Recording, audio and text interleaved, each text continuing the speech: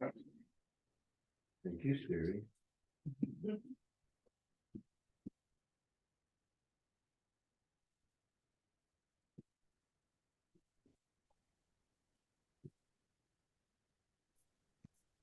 Is that it? I think so, that it looks like everybody's been admitted, yeah. Even the Zoomers are inside from the rain. All right. Ready, set, go, huh? Yeah. I'll call this meeting to order. This is a regular meeting of the Board of Directors of the Bolinas Community Public Utility District. 4 directors are present. Director Walker is absent. Today is November the 15th, 2023, and the meeting is being held both in person and by Zoom. With that, I'm going to go on to item 3, which is community expression. Opportunity for members of the audience to address the board on matters which are not on the agenda and for which we can take no action, but are willing to entertain a relatively brief discussion on any issue you wish to bring to the board. Does anyone have a community expression item? Looks like Rob does. Yeah, okay. No, somebody did though. Yeah, Rob had his hand up, he's muted. Rob, you're muted. Oh, there we go. Sorry about that. There we go. Jennifer, Hi, move that window down to the corner on your screen. Oh, Thank you. Is everything okay? Can I speak? Yeah, we're just moving things around. Okay, go right ahead. Okay. I just wanted to circle back to an item that was on the board agenda back in July. I think you'll all remember that Representative County Parks gave a presentation on environmental restoration that's been in planning for quite some time for the Bolinas Y. And I think it's a reasonable characterization to say that everyone was in support of the environmental restoration goals, but there was some significant concern about the potential for traffic safety issues. So I wrote a detailed letter by the beginning of August, the deadline for the public comment, and I believe the letter was submitted on behalf of the board as well. And then in about 6 weeks later, in middle September, I got a response back saying that they were going to supervisors meeting in a week, and they had a summary of all the responses to all the comments they had, a summary of the responses to all the comments they had gotten. And again, I think it's a fair characterization to say that the responses to the traffic safety concerns that had been raised were basically they brushed them off. They said that everything was done correctly, and I don't know what happened at the supervisors meeting. I wasn't able to go in the middle of the day, but that's where we are at this point. So I'm not sure if there's anything that can be done, but I thought I'd just make sure that the board knew about it. Okay, thank you. Go ahead, Grace, were you gonna say something? Thank you for bringing that up, Rob, because I read your letter carefully and I agree that it seemed to me that as I was following that project along from the information that we got, that I didn't see the traffic concerns addressed in any kind of substantive way at all. And it made me pretty irritated, actually, because I think there's significant concerns. And Rob's letter detailed some of the problems with their studies very coherently, I thought. So I don't know if there's anything we can do now. Maybe the horse is out of the stall, but you know, at least writing back to them and saying, we did not sign off on it, you know. Yeah. We support the project, but we didn't sign off on this part of it. No. Not that we get to sign off on it, but I think I would be in favor of protesting a little bit more. Go ahead. My memory of after that meeting was that it's sort of a Caltrans matter that needs to be taken up with them. You know, these agencies working on the Y restoration, they took our comments, but ultimately it's up to Caltrans. So I think it's a little bit out of the hands of maybe even the Board of Supervisors, but have you contacted Caltrans about all these issues? Yeah, I didn't contact Caltrans. I had detailed discussions with the county representative who made the presentation, Veronica Pearson, and she indicated that she had communicated with Caltrans and that they were within the guidelines for Caltrans. So, you know, I sort of went at maybe more detail than some would have liked in my letter in terms of looking at what the analysis had been and how it just, from a layperson's perspective, it just doesn't make sense. It might conform with Caltrans's requirements. The most egregious, I think, is that there's a certain number of accidents that are allowable before they decide they have to do anything, but they're not even looking at the right condition. They're looking at accidents that have recently occurred in a very radically different traffic flow pattern than will occur or exist when the project is done. So I really think it requires forcing county and state level agencies to work together. And I copied my letter to all the appropriate representatives and senators at the state level, but I'm not sure that as a single person I'm going to get any traction. I don't know whether the BPUD would, but it seems like there's a better chance for BPUD to for their comments to be raised to a level of notice versus a single person. Yeah. My thinking is that this is the kind of a project that is going to require so many different permits and approvals by various agencies, the county and the state and everything, that it's going to come back before the BPUD several more times, I'll bet, as we're asked to approve or review certain proposals. And so I think that we should assert the same claims. I thought your letter was really good too, and basically repeated the points that everyone agreed with at our meeting, especially the part about Caltrans using stats on a situation that doesn't matter because the whole situation is changing anyway. I do think we should be focusing on Caltrans rather than the county. I think that's where we have to go. But I get concerned that if a letter just sort of comes out of the blue and not in relation to a certain procedural process that's going on, that they'll just stick it in the file basically and thank you for your letter. Whereas if there's something coming before us to review as part of the you know, getting the project done, we might have a louder voice. And I'm just, you know, thinking about this as we're talking. But I think they're breaking ground next year, aren't they? My memory is this summer of 2024 is phase 1 and summer of 2025 is phase 2. yeah, so they'll probably be sending us notice that they're going to start doing something or other, you know, and that would be a good time. I mean, I don't mind giving them another letter now even, but I think that we need to get their attention in response to something that they're telling us they're about to do. And we're going to object until they straighten it out or something like that. But what do you think, Andrew? Yeah, I agree with your letter as well, Rob, and just knowing that the speed limit there is 55 miles per hour and it's a different condition than what we're used to.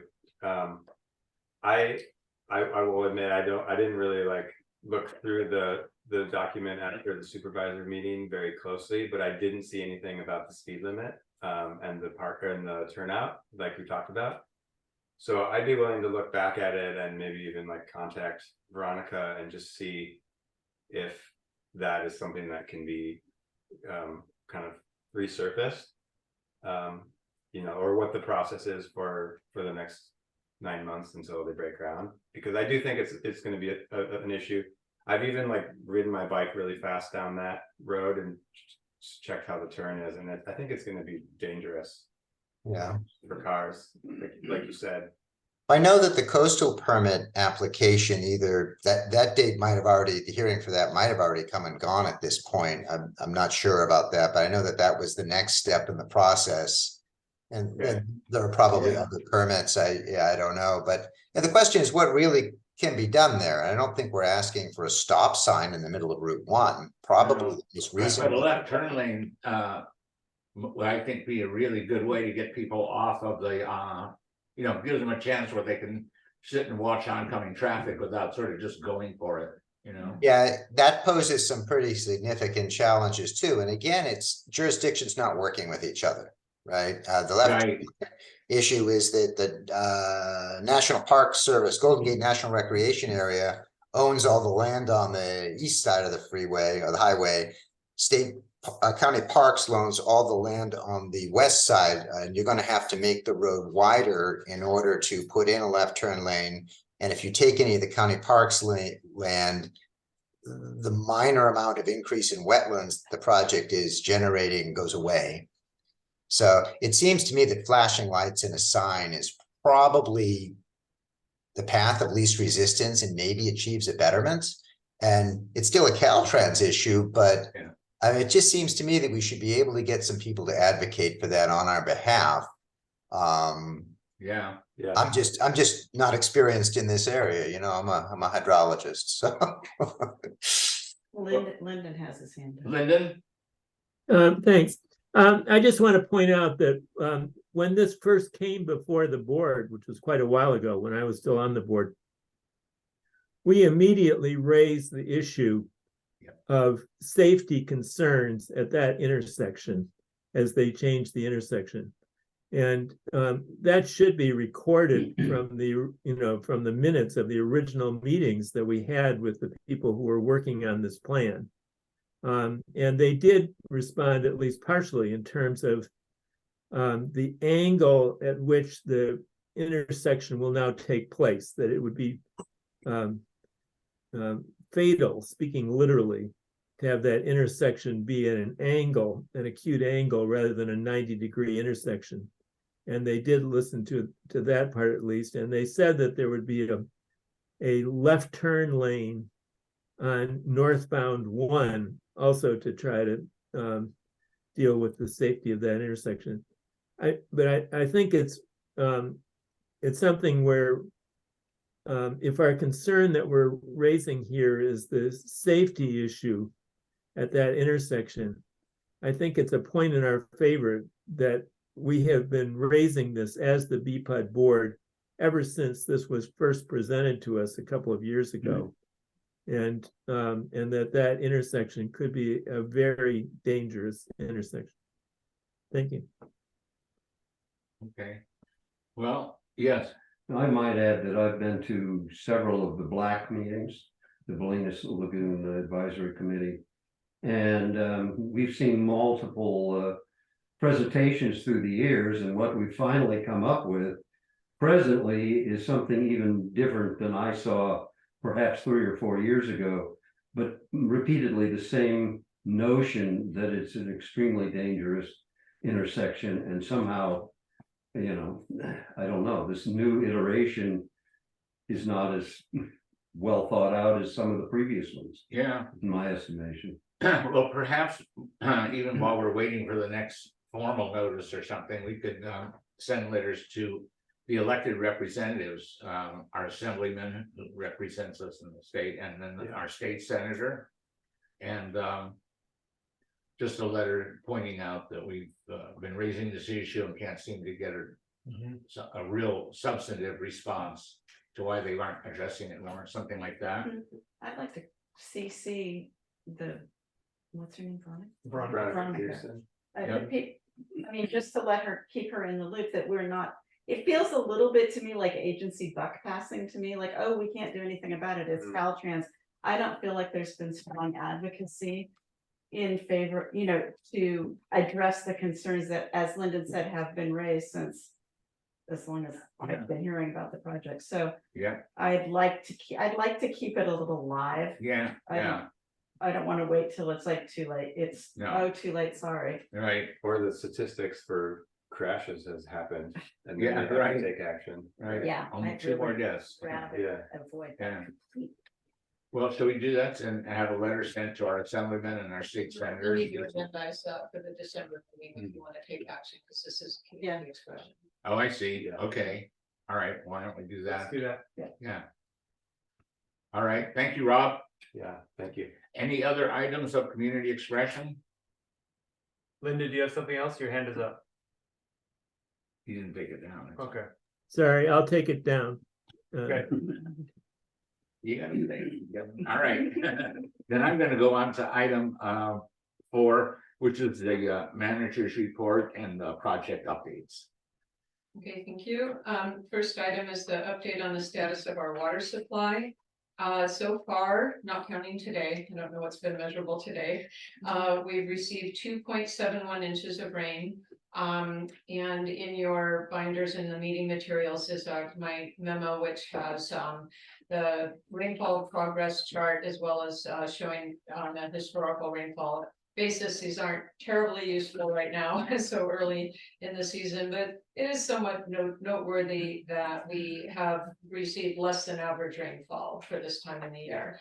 I don't think, given the forecast and all kinds of discussion in the media these days, we're not expecting that. We're expecting more rain this year, but we're below average right now for this time of year and below where we were last year. I think that last year at this time we had something like close to 3.5 inches.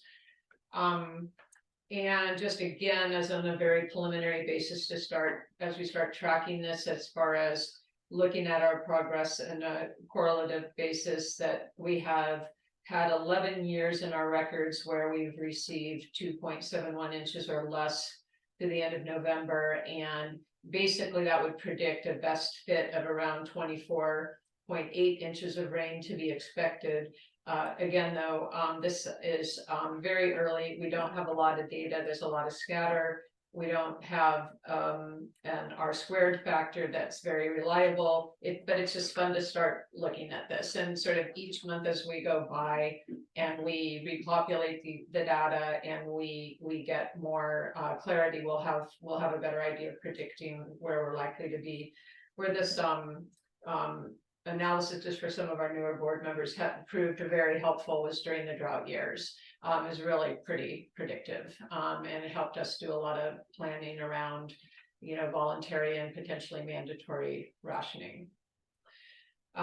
Water production is just in the last month since the last board meeting is averaging just over 70,000 gallons a day, with consumption being around 68,000 gallons a day, which is about 117 gallons per day per connection. And that's a decline as would be expected from the last reporting period, as we're getting into the cooler weather, shorter days, getting some rain. That's very expected that we'd see that kind of drop. Both of our reservoirs are in good shape, with Route 1 reservoir close to full. We have more in stored water in Wood Rat 2 than we did at this time last year, by a few 100,000 gallons. But total overall stored water is slightly less. But again, just by a few 100,000 gallons compared to the millions of gallons that are in the reservoirs.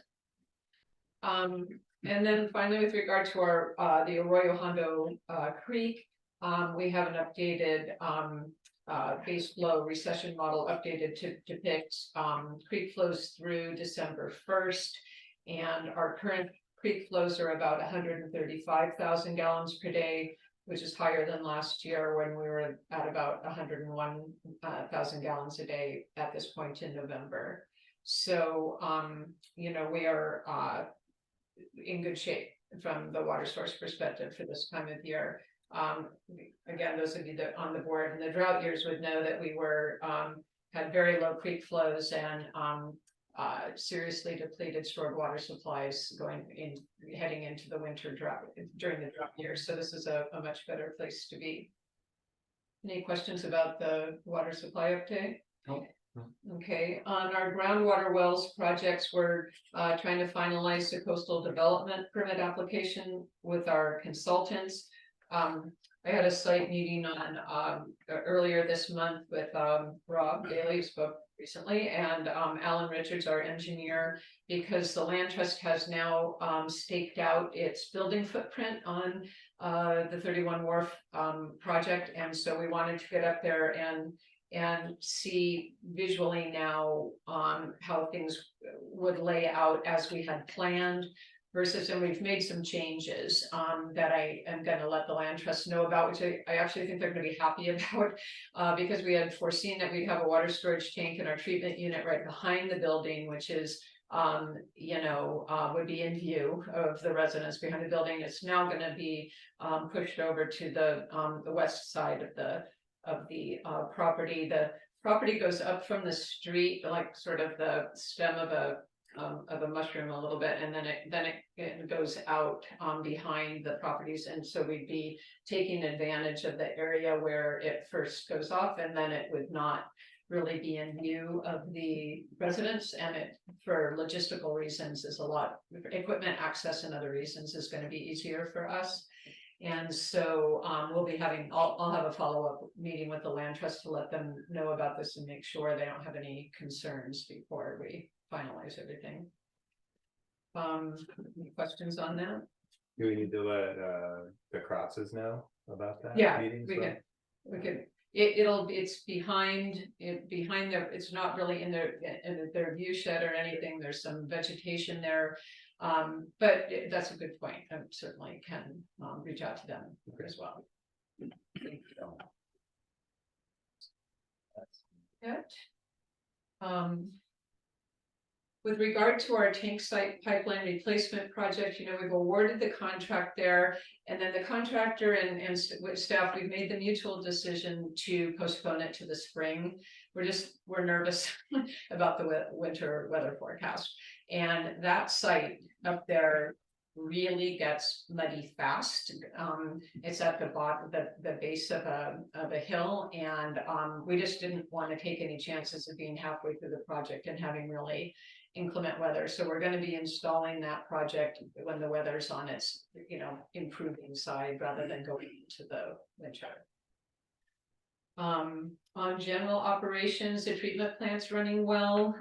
We have to take in our emergency backup generator for repair. So we've obtained a rental that was installed today, I believe. I didn't actually double check with the staff about that, but I know it was planned, because we have to take the generator has to go off site. The technician came out, and the repairs needed are not repairs he can perform in place. It has to go to his shop, but that both of our generators now are on trailers, and so we're able to get, or else we either, maybe the one at the lift station I know is permanently on a trailer, and it may be that the one at the lift station we have to put onto a trailer, but we're able to easily move them to take them over to Pengrove, where our technician has his shop. We are going to be in the process of working on our water license reports. These are reports that we have to do every year to the State Water Board for all of our licenses for withdrawing water from the Arroyo Hondo Creek or our reservoirs, and those reports are due February 1st, and we work on those every year with an outside consultant, and so those are getting underway.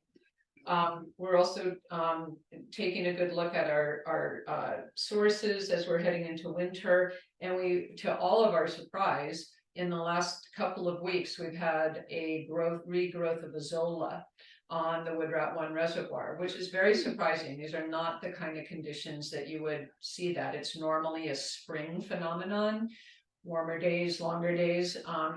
But what we've done is we've installed some screening so that the Azolla cannot, once the reservoir starts overflowing again with the expected rain, there's a potential for that Azolla to then go into our overflow pipe and go off our property. So we installed some screening now to prevent that from happening, and then we're going to be doing the manual removal that we've done, and we recently bought a bigger pump to be able to do that more efficiently.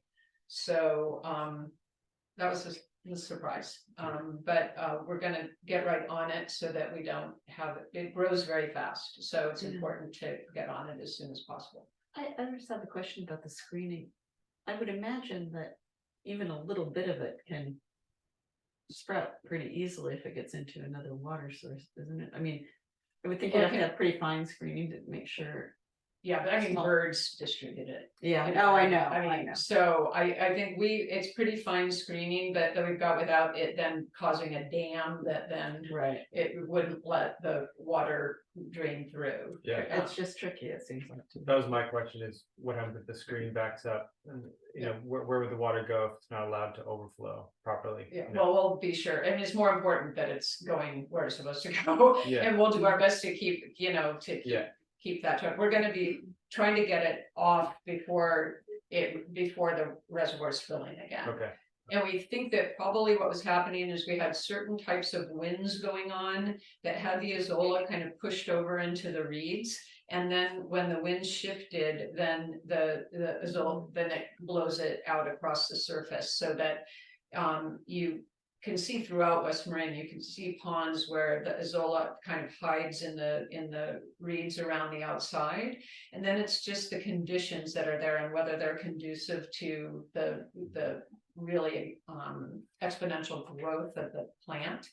And so we think that it was probably pushed aside, which is why it wasn't noticeable to us. And then the wind shifted and all of a sudden it's spread across the surface. So Have you talked to any other districts about how they manage it if they have this problem? there's basically manual removal is the main way. There's chemicals that are approved for this purpose, but we don't feel comfortable with that approach. I think that ornamental ponds and ponds that are golf courses and things like that, they just use the chemicals. But that manual removal, as far as we know, is the most effective way to, short of a chemical. Yeah. Yeah. And for some reason, it's on the east side of the road, it's the ponds that are on the east side of the road that have most of the trouble. Wood rat too, we don't have a problem with it. So it's for some Wood rat 1, and then of course the other ponds on that side of Mesa Road historically have been having trouble too. But I think they also worked on removing the other property, the private property owners that are downhill from the water storage tanks where their ponds, they were really full of Azolla as well. Yeah. We had a leak that the crew repaired on Lima Bolinas Road today near the Peace Barn. We got to use our new backhoe. New backhoe was delivered last month, and I think they're literally like, having arm wrestling fights to determine who gets to drive it because it's got a heater. And so anyway, so it worked great. It worked great. The staff's really happy with the new backhoe. So many thanks again for approving that. And ironically, when they were using the old backhoe here to fill the dump truck this afternoon, one of the wheels flattened out and became inoperable. So I mean, we can get the tire replaced, but it was just little bit of a sign that it was more than time. Yeah.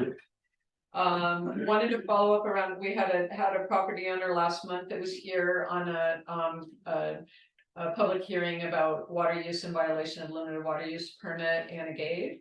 And I just wanted you to know that we followed up and that she's been in compliance with her limited water use permit for the last month. So thank you. Yeah. And thank her. We will. I will. I know she worked hard on that. On the sewer side of things, spray season is finished up. We are seeing some worrisome signs of more high tide influence on sewer flows. This is the first right now and then during Thanksgiving and the Thanksgiving weekend and the next 2 days are the next round of king tides. And so we've scheduled a video inspection of the system for the Monday after Thanksgiving because we're seeing some increase in flows that we think we've got to find where it's coming in. So that's not great news and not super high, but in terms of the quantity of water coming in, but we're seeing just by the numbers indication that we're having an issue. I attended a webinar earlier this month about the new sanitary sewer order. Just to remind you once again is that if you remember, there's an order that's applicable to our collection system and an order that's applicable to the treatment ponds. The negotiation that we've been doing with the regional board pertaining to enhanced groundwater monitoring and treatment plant feasibility upgrades and all of that is under the treatment plant order that they want to put us on. But there's a separate statewide order that applies to collection systems. That is what required us to do that very big update to our sewer emergency response plan. And there's a lot of more work to come. We're gonna be needing to update our sewer system management plan in a very meaningful way that will probably require some outside consultant assistance and do GIS mapping and some other work that will, I think we have 2 years to get it done, but I just wanted you to know that it would be coming down the pike. So a lot of work will be going on, both regard to kind of documentation, but then also the real work that'll be done in the spray fields with the enhanced groundwater monitoring plan. And I did hear back from the regional board. If you remember, we proposed a time schedule for that, basically a 10-year schedule. And I've heard back informally that they're going to be fine with it and that they're going to be issuing a letter soon. And they may tweak a couple of our deadlines, but not against us, so to speak, not requiring anything sooner. They're just doing some evaluations. So I'm thinking we'll probably get that letter in December. We have a meeting planned in the near term with the Canyon Road homeowners to be talking with them about the lateral connections to the sewer main in Terrace Avenue, and the operations committee and I had a meeting with our engineer about this last week. So we're trying to get that moving forward, where get everything kind of designed and engineered over the next few months so that there could be connections made in the spring. Would be the goal. On our solar arrays at both of our sites, our water treatment site and our wastewater treatment site, and you saw in the board materials, we recently had those panels cleaned. That lichen grows really fast. So we've decided to get on, it's going to be more economical to stay on top of it by a twice-a-year cleaning schedule. The lichen otherwise takes a really long time to get off, and it really impairs the operational efficiency of the arrays. We think that we have a problem with one of the inverters at the water treatment plant. And we had identified a company that had come out and helped us troubleshoot and replace inverters in the past, but they have refocused their operations on the East Coast, unfortunately. They gave me a recommendation for another firm for commercial arrays here in Marin County, but they are telling me they only work on systems that they installed. So we're going to need to be finding someone soon, because as you know, when you have an inverter down, it means you're only getting, we have 2 inverters here, we're only getting half the production. So we're starting to lose money. Because we're not generating the same kind of power that we're selling back to PG&E. So we're going to work on that, try to get someone out as soon as possible. And do the manufacturers of the panels, do they have any recommendations?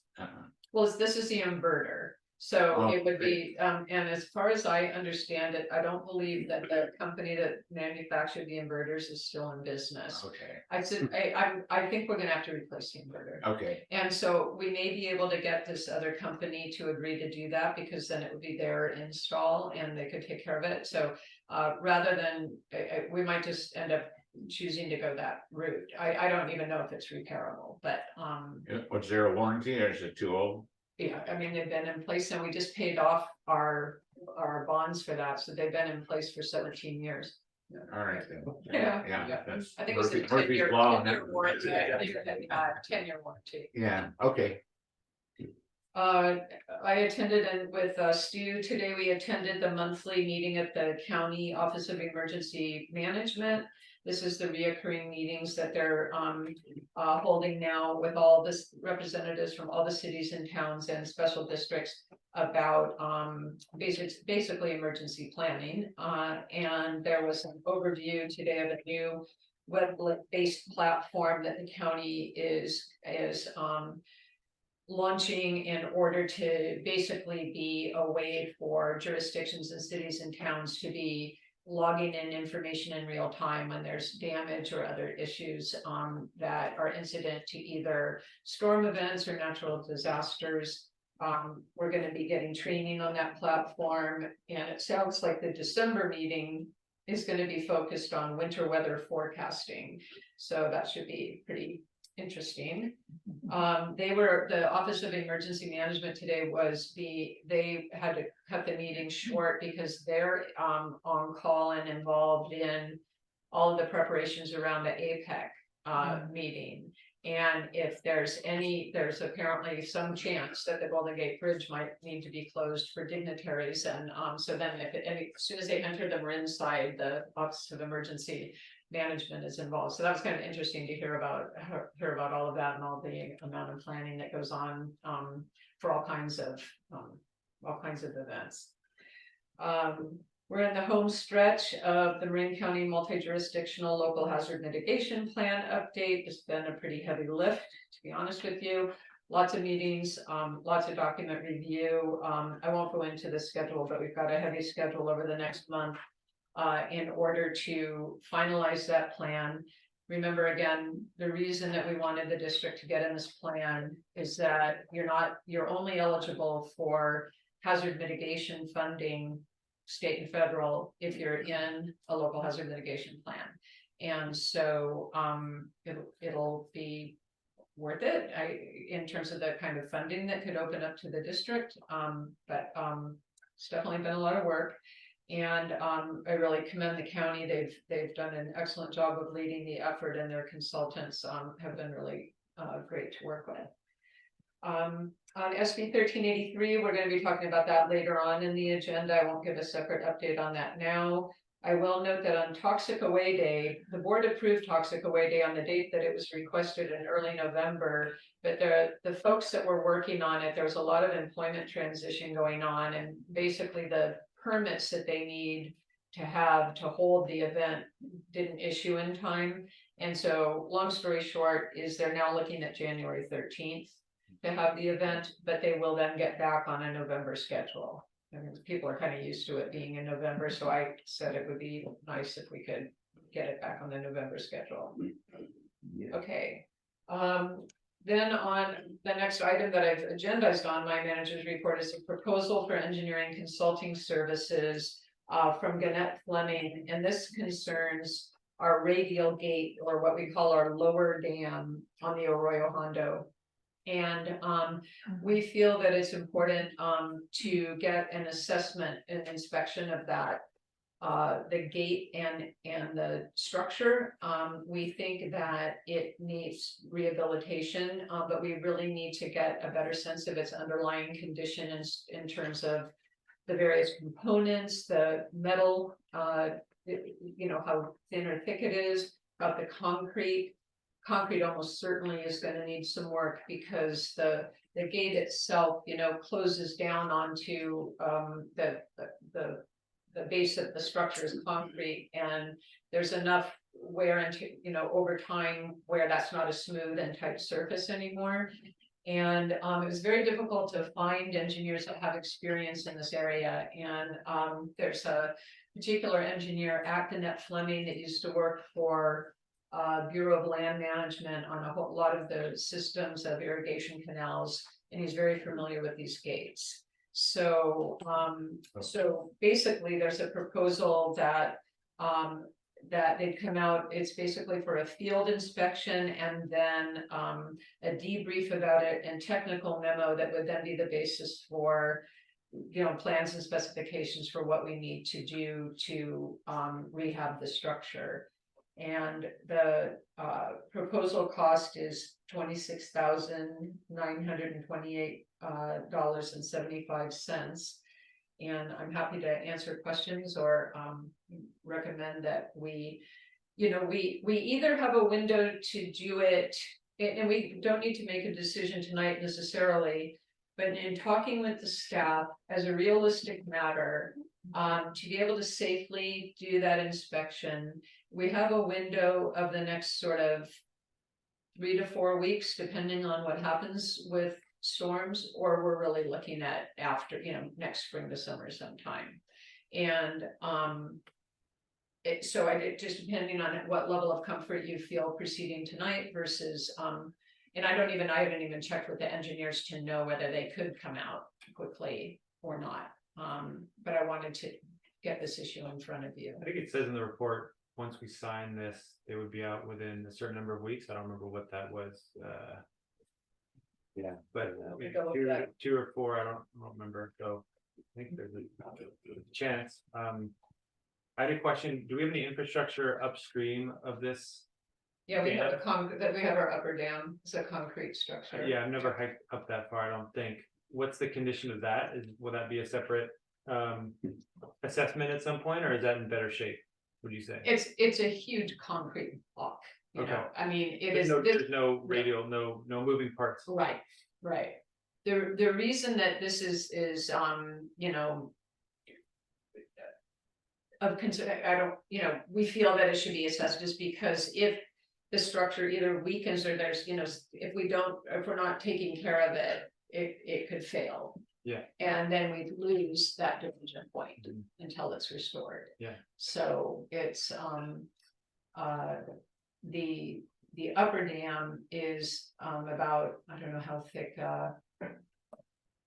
12 to 18 inches wide, maybe 24, maybe between 18 and 24 inches wide concrete across. So it doesn't have any move. There's a valve in the middle of it, but that's operational and it doesn't have the same potential failure points. I mean, it can certainly be assessed, but it's a lower priority for those reasons. What's your recommendation? I do think that we should proceed with the assessment. I don't know if we can get it done, you know, in the next few weeks. I mean, I'll call, if you approve it tonight, I'll call the engineer tomorrow and ask if it's possible, but it's something that we could do next year. Yeah, seems like if we have sufficient rainfall and a lot of water, it's not as much of a concern as if we start running short and are trying to capture water that otherwise leaks or something.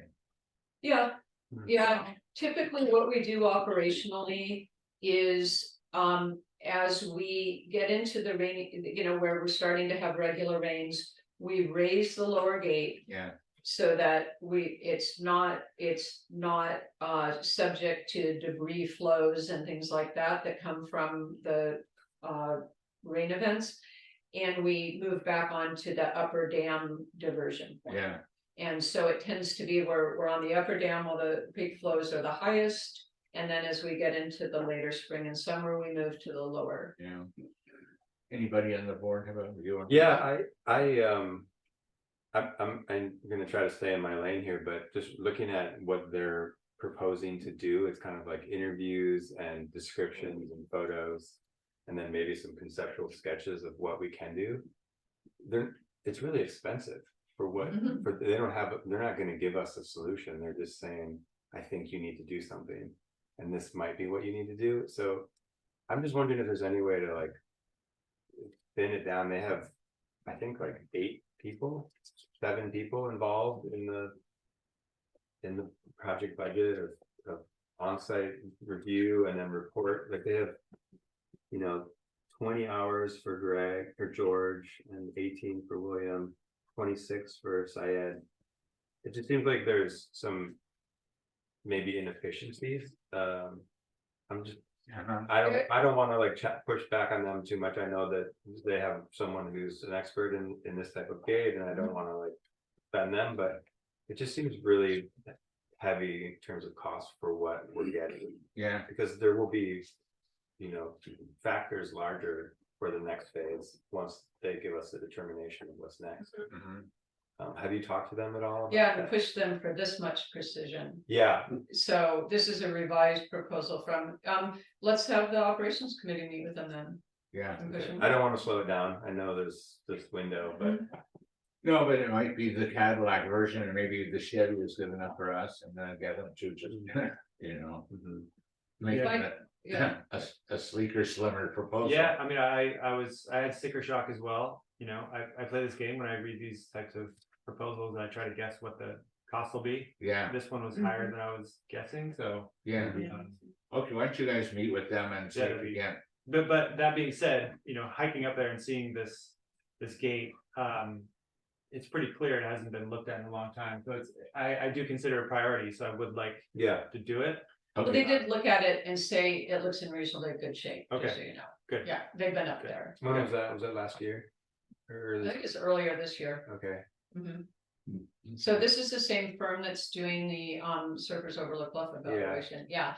And so we had them out for that, and they're also looking at the groin project as well. Because they do coastal engineering. And then just literally the only engineer I've been able to find at all that knows these gates. So everything else has been, a lot of them have been moved to electronic more, advanced versions, so to speak, of the gate, but they felt that looking at it, that it looked rehabilitatable and, but they need to get the exact metal dimensions and things like that. So, Maybe that's what you can meet with them and just ask. them Yeah. to Focus more just on the nuts and bolts part of it and. yeah, I'd be happy to do that soon, if it needs to be a call or a Zoom meeting or something. yeah, I think I think a Zoom meeting would be a good thing. We could, Great. I think that, I'll talk to the guys, but I think that we're gonna be soon not, we will soon not be using the structure, that gate, but it will slow down by, 6 months, the ability to get the assessment done if it's not done in short order. But we could always have a special meeting to authorize it if you feel comfortable about it after meeting with them. But I pushed on the same issues, so Okay, thank you. I know how you're feeling. Yeah. Yeah. So you're saying this has already been trimmed down a bit as far as the final number? Yeah. Yeah. Okay. But let's, You wanna try a second round of that? No? How do you feel, Kevin? But I'm on the fence. I mean, it's a bit of a dice roll. We're expecting a wet winter, so hopefully it'll be okay. Like you said, hopefully we'll have plenty of flow at the upper dam, so we won't need such a tight seal this year, but and we've been I'd like using to it all put that year, maintenance. so it's not like it's not out of Right, condition at yeah. all. I like these guys, they've done a lot of work for us and they're available for us, which is hard Half the to battle. get. Yeah. yeah. Um, All right, well, make the effort, but no deal breakers basically, because we do need to use them. yeah. Could we approve it conditionally somehow No, tonight, it's good. so we don't have to have a special meeting? What do you Is think that about that, possible? Jennifer? I'd feel more comfortable if we can have a short special meeting after the operations committee meets about it. I think it's better to, especially because they may well revise the proposal as a result of the meeting. Okay. So, Okay. All right, let's continue. let me just find my notes here again, sorry. Then the next item is the Wharf Road Lift Station study by Newt Engineering. And this is a study that the district requested to better understand why we had the failures with the pumps at the lift station after just about 5 years of use, which is very unexpected. We were told initially by the manufacturer that it was most likely rags in the system. And we engaged Newt Engineering to do this evaluation, and pretty quickly, Mark Wilson at Newt felt that was unlikely, that in fact it's probably sand and grit that are causing the problems when you look at the condition of the interior of the pumps, and you can see that in his study. And also past video inspections that we've done of the sewer main on Wharf does show a lot of sand. We've had it vacuumed out, and it's not necessarily just Wharf Road. I don't want the Wharf Road residents to feel the Brighton people could be. We've got one Sweet Street in here, but it's a beach town. Yeah. And people can be going home and taking showers when they're from the beach, as opposed, or it's coming in through problems in the sewer system. So sand is probably a problem for us. So we think that Mark's recommendations, the staff feels Mark's recommendations in the study are really apt, which is a small kind of pilot project we can do to confirm what we likely know, which is that there is sand and grit entering the system. We can just put a pilot project in at the last manhole to entrap that material. And then fundamentally, that, we're planning to rehab this wet well, we've been planning it for years. We've set aside money, it's already sitting in reserves. We were hesitating because we didn't know, do we need to install a grinder in front of the wet well? And that's what this study confirms, pretty much, like, probably not. Instead, what we should do is we should reconfigure the inside of the wet well so that the bottom 4 feet of it are essentially can be used as a trap for the sand and grit. Periodically, you can just have that vacuumed out. But we do some reconfiguration so that then that's all settling down at the bottom of the wet well and not going through the pumps. And that would be, all told, part of a project to recoat the wet well and do that reconfiguration.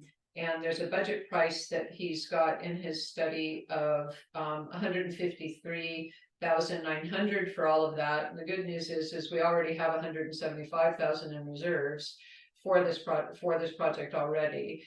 And so I think we can do the analysis to, make ourselves feel pretty comfortable with that, or we could skip. Again, the staff feels pretty strongly that the sand and grit's the issue.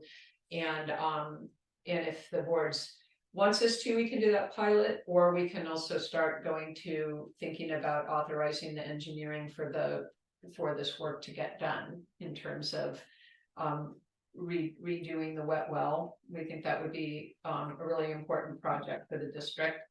The study also addresses looking at the dry well, which is the pump. So we've got the wet well where all the effluent comes in. It goes through the pumps that are located in the dry well next door. That structure is in good shape. There's no short-term fixes recommended there, but there is a long-term recommendation to consider converting the dry well into a submersible pump station. That's a much more costly endeavor, something more like $750,000. About a third of that is a new motor control center. Then the operations committee met with Mark Wilson and talked about this in some detail the other day. Part of that project could be phased, and it's something that we can look at putting onto our capital improvement plan. But the staff would recommend that we get moving on the wet well project sooner rather than later. And it's nice to already have the money set aside for it. And then on the force main, we've got some ambiguity between the as-built drawings and observations that we need to confirm what the type of pipe is in terms of the force main in its entirety. I don't know, part of it is ductile iron and part of it is AC pipe, but we would need to do some exploratory work. We had a video inspection of the force main planned for this week, and we had to reschedule it at the last minute. So we are still planning to do that, and that might give us the information right there, because we should be able to get up and down the entirety of it. And we'll have a better idea of what the pipe is. So we should be able to take care of that in the next month or so. And then long-term recommendation there is to replace the force main with a PVC or HDPE piping instead. And then finally, there is some recommendations with regard to the electrical equipment at the lift station. It's kind of detailed, I won't go into it here, but we will be trying to get the short-term fixes implemented as soon as possible. We'll meet with Reiner and see if this is within his wheelhouse or whether we need to look at an outside electrical engineer. And I think those are the highlights of that study. I don't know if anyone on the operations committee has any comments, because we did talk about it in the meeting, or if there's any questions. I have a question. Did you consider not doing that pilot project study for the amount budgeted and just moving on the assumption that the pilot project will reach the conclusion that we think it's already going to reach, which is it's just sand and grit? And is it necessary to do a study to confirm that? I'm just thinking out loud right now. And spending that kind of money, or is it a good idea to do it to confirm it before we move on? I think the study is relatively inexpensive. I mean, it's bolting a couple fittings on and some Yeah. pressure treated wood. Is that, Yeah. so, and would that be the permanent installation also, or No. is it sort of a prototype? Yeah, that is only to prove to ourselves. That yes, we're seeing that, as the effluent's reaching our final manhole, in the manhole, we'd be installing these kind of ledges. To capture that, and so that it would, to be able to show that we see that, and we may not, when we do this next video inspection, it's scheduled for Monday. No, the Monday after Thanksgiving, we are going to video inspect Wharf and Brighton. And again, I mean, we've had it before where it's the camera is like clearly on sand, it's going, so let's see what that reveals to see whether or not we think we need to spend it. Well, we know the sand is there, we just don't know what to do about it, right? So this is one idea that they're proposing. So does that answer your question, or? Well, I was just wondering, there's a cost to do a pilot study, and as I was listening to Jennifer, it seemed like the study was to confirm something that we suspect is already true, and so depending on what the cost is, I'm wondering, well, then do we need to do that? I mean, I'm not opposed to it, but sometimes you do a study to come to a conclusion and you already know it's gonna be the case. Well, they didn't really make a recommendation for a final solution, did they, Jennifer? As far as what happens after the prototype, if it's true, if it's able to collect the sand, then what happens next? Oh, no, that's just to confirm that then the wet well retrofit that I described is what the solution is. Mhm. So that's the solution, is that you're essentially using the bottom of the existing wet well for Right. the sand entrapment. Okay, And then the pump, it would be reconfigured to draw, that the pump the water would be coming from up above that yeah, into the pumps. Yeah. So it would all be held down right, below. right. And so that would all be part of the wet well rehab. So that's the permanent fix for that. Yeah, Is just say, I mean, basically what Mark says is you're just gonna have sand in your system. Mhm. Even if you plugged every single point of intrusion and weren't getting anything in from groundwater, you're having people shower and they're gonna shower Yeah. and put sand in your sewer system. And so we might as well reconfigure that wet well, because that's just a reality of what's gonna happen. I'm just throwing it out to the Yeah. operations committee. If you guys Yeah. think it's worth pursuing, then we should do it, I'm just was thinking out loud on that. Yeah, I think the staff and Mark have kind of prescribed that we need to do the bigger project, and the pilot isn't necessarily what's gonna make us decide if it's. Is or is not necessary. I don't think I think we can proceed. Okay. It would be my sense. Okay, That's how you feel too, yeah, more or I less. think so, yeah, I mean, we know the sand is there, so. right, and Whatever they recommend is the let's just- long-term solution, let's go for it. okay, so what do you think about that? I'll ask him for a proposal and Yeah. for the engineering for that, because it would be nice to be able to, what we're gonna have, just so you know, to install this project. It'll entail bypass pumping again around, remember when we had to have that big pump down there, but it would be about a month, because you're essentially having to pump from the last manhole. To our pumps and avoid the wet well altogether. You drain it and then you're reconfiguring it and conditioning it so that it's about a month that it would be out of commission. Right. Is that just for the coating, or is this? It's mainly that, well, it's all the work, but Yeah. it includes the coating as well, the sandblasting and coating. Is there a time of year that project is best suited to be performed construction wise? I think it's best, it would be, I'll ask the guys for their thoughts on that. You'd rather do it in dry weather than wet. Yeah. And then, because if you're battling some I issue, having that big pump's a problem. And then you wanna avoid, we don't want it July 4th. Yeah, I was gonna say. it's the And parking. so we'd be looking at Congestion time of thing. year when we could try to get it in, when it would be the least impactful, like September, maybe, I don't know, I'm gonna have to think about it. okay, That was a really good report. Yeah, I Yeah, like the short term, long term. I read through it pretty thoroughly and I was really impressed with. It just felt like it gave us clear steps forward on each specific piece of the system that he was looking at, and I really appreciated that. It was good to meet with him. He's a good guy. Yeah, He's seemed like very it. communicative and straightforward and Clearly knows what he's doing. yeah, Yeah, that exactly. was He has great. a lot of knowledge in his brain. Mhm. Good. All right, Yeah. continue. Sure. So then, yeah, just very briefly on our projects, sort of following up on Ray Moritz's report. Mhm. Still waiting to hear whether we need any kind of coastal permit for these cypress trees to come down. We met with Pacific Slope also to get a bid for the work out at the tank site. That's a lot of limbing of trees and a few tree removal. And then I've got a follow-up meeting next week with PG&E on Mesa and Lima Bolinas Road trees. So that's the update there. And I don't have anything from the Alliance of Coastal Marine Villages. So that's. All right. Thank you.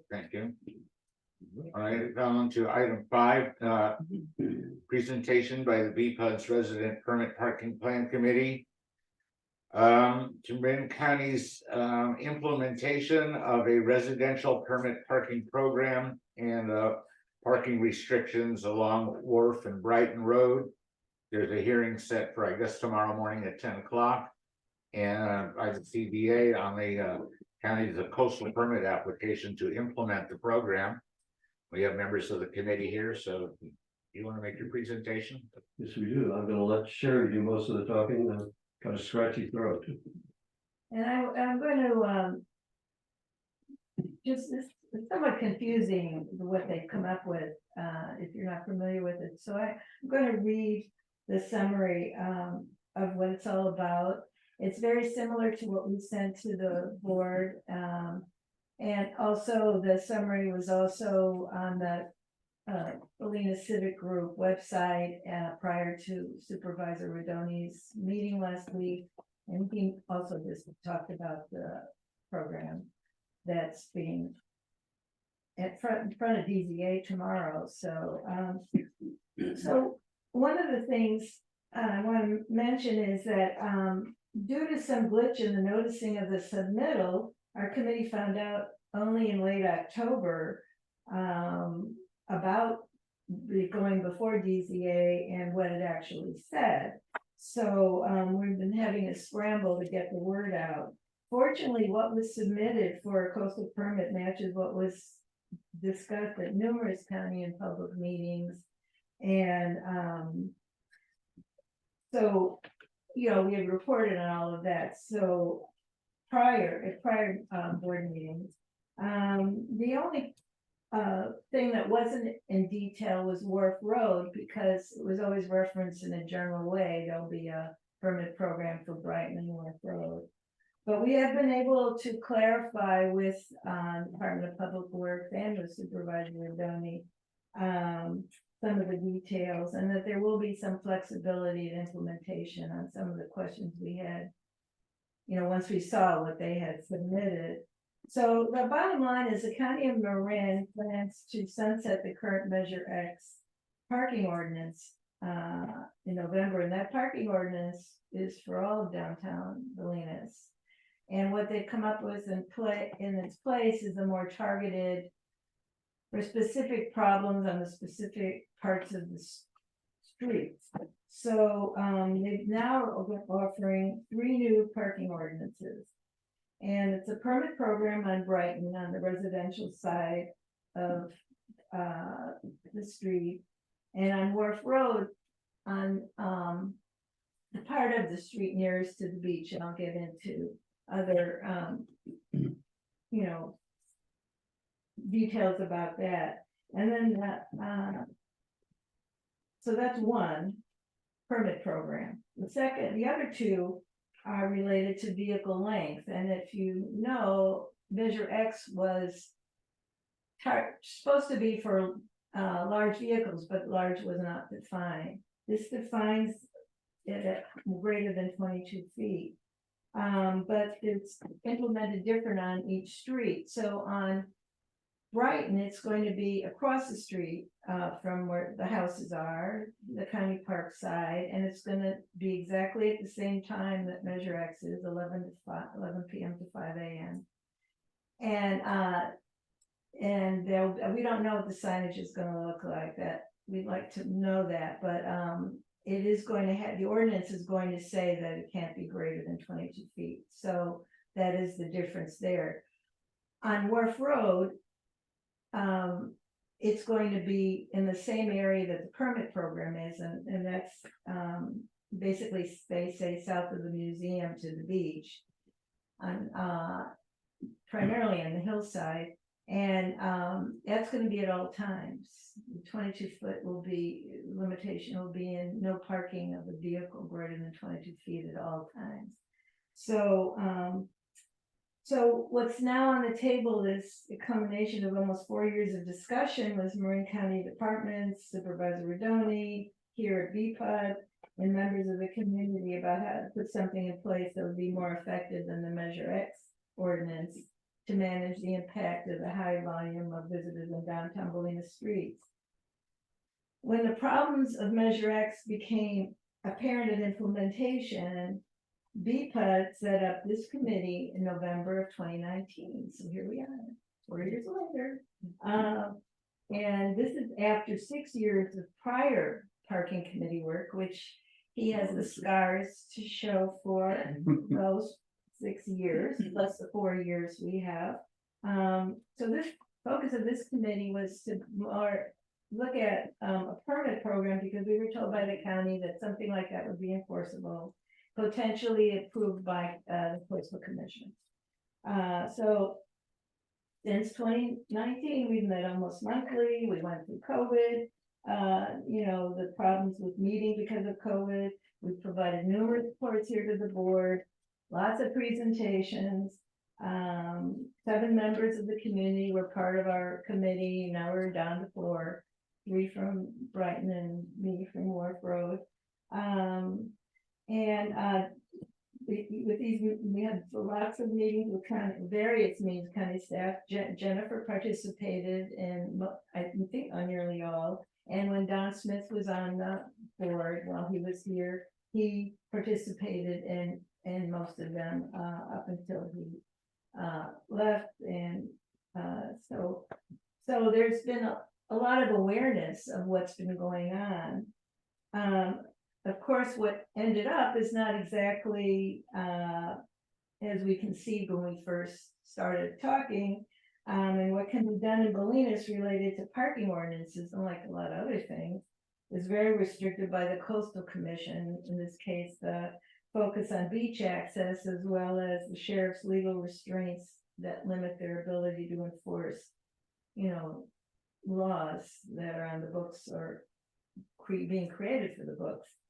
So the permit program objective is stated in the submittal that this community development sent with their, with the Department of Public Works that sent in, is to increase parking turnover, support access to the public beach, and for homeowners and residentials to park near the residents.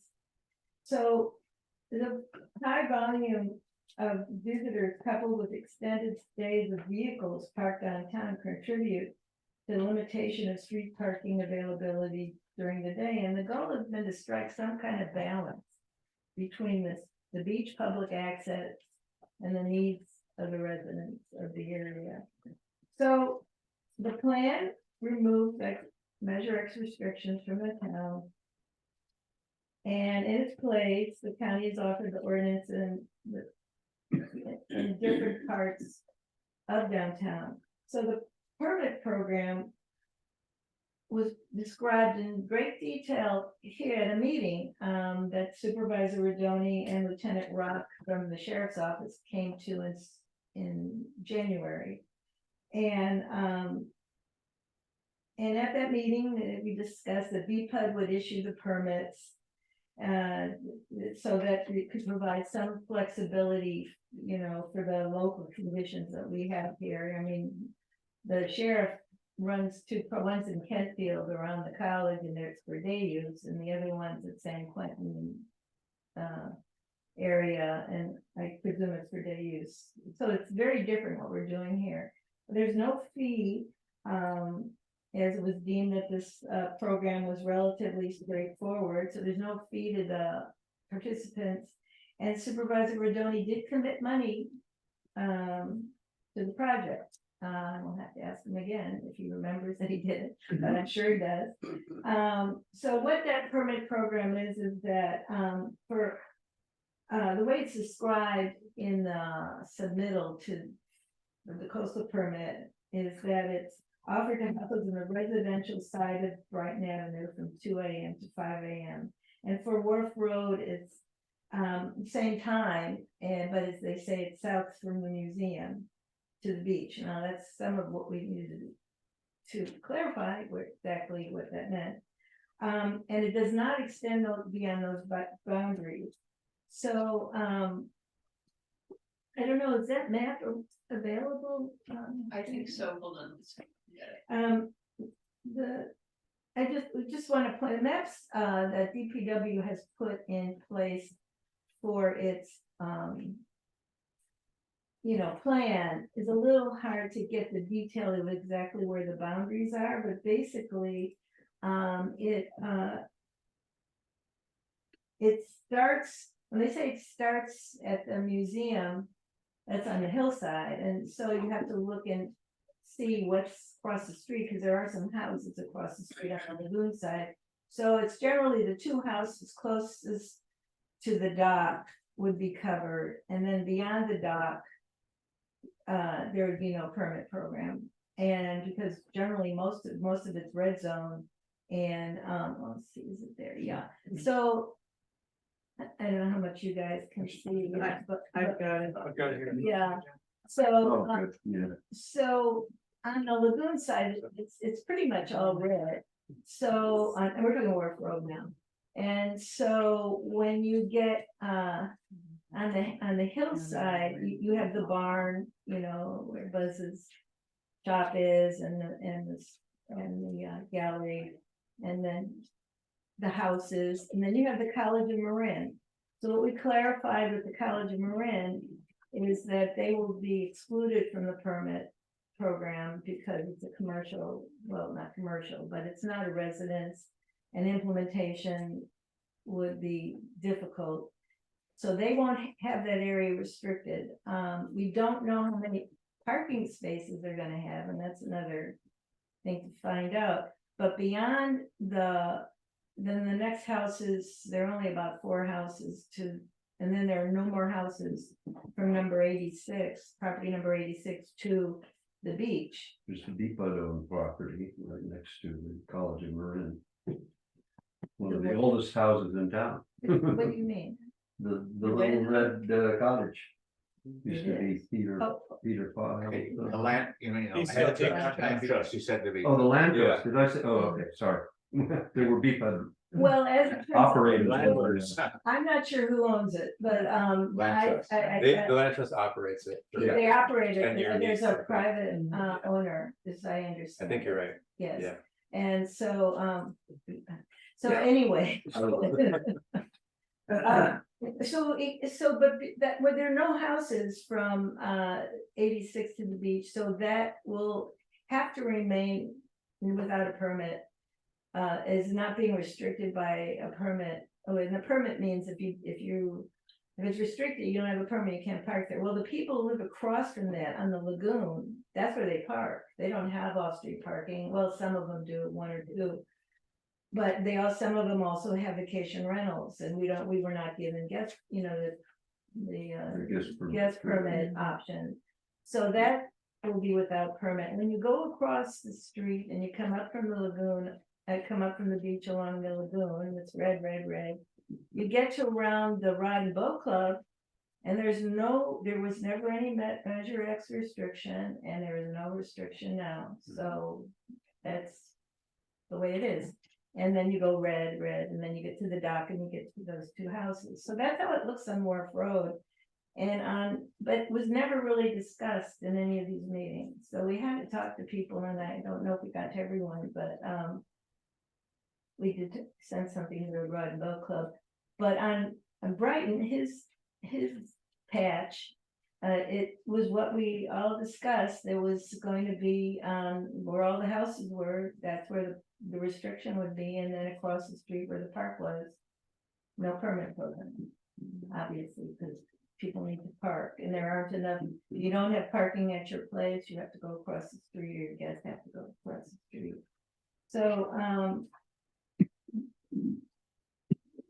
so anyway,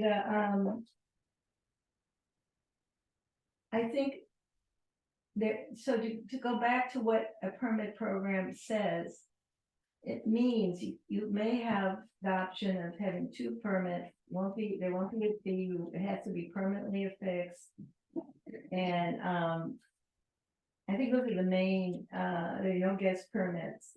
But where it says it needs to be 2 per household, it also is, the condition is that it's not 50% of the available parking in Bolinas. There was a parking study. They said there were 181 parking spaces in Bolinas. Downtown, excuse me. Thank you, downtown Bolinas. And but they said, well, we couldn't count the college because they didn't have their spaces delineated. I don't believe they counted the Rod and Bow Club, so there may be more parking spaces available, and they're also measuring them at 24 feet. If you add up the number of potential households eligible, you get to about 38. And if you double the 38, is that 76? So that's less than the 50%, 90. Yeah. So there's probably going to be flexibilities that people will be able to get more than 2 permits. And since BCPUD will issue the permits, there will be situations. Also, some people aren't going to want any. Where one person in Brighton said they didn't want a permit. And when they weren't against it, they said they didn't need it. And the BCPUD ultimately will be the arbiter of who's entitled to one, and well, with the sheriff's office, they're the other partner in this. Yeah. They're going to help set it up, but so we'll meet with them to together formulate the standards. Yes, they have already talked to BCPUD, correct? Okay. Yeah. I mean, I know the procedure for issuing the permits, we agreed that we would do that and all of that. But the standards for who gets one and how many and who's eligible, that's up to us and the sheriff together to establish those standards. Now the issue might become residencies, since some of the cars are probably not going to be registered to that address. Yeah. And so I think that's where some of the flexibility in terms of, that will come into play of it being BCPUD.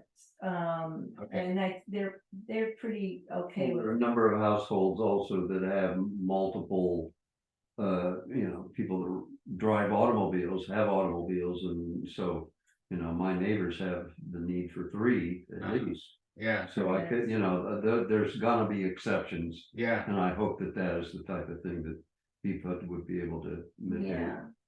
Well, I was hoping we could create at least as much as possible objective standards rather than subjective, so that we can equally apply and or not. That's very important. It is. Yeah, because the sheriff's office not going to go for. That's right. That's why the idea of formulating these standards in conjunction with the sheriff is important, so that they feel comfortable on what they're enforcing. Yeah, because they want to, they need to know they're enforcing something that's legal. Yeah, and they feel comfortable in any given situation that, oh, this is on this side of the line or it's not. Oh, okay. Yeah, and you have to realize that we've met with the sheriff's department on numerous occasions, walked the downtown with them.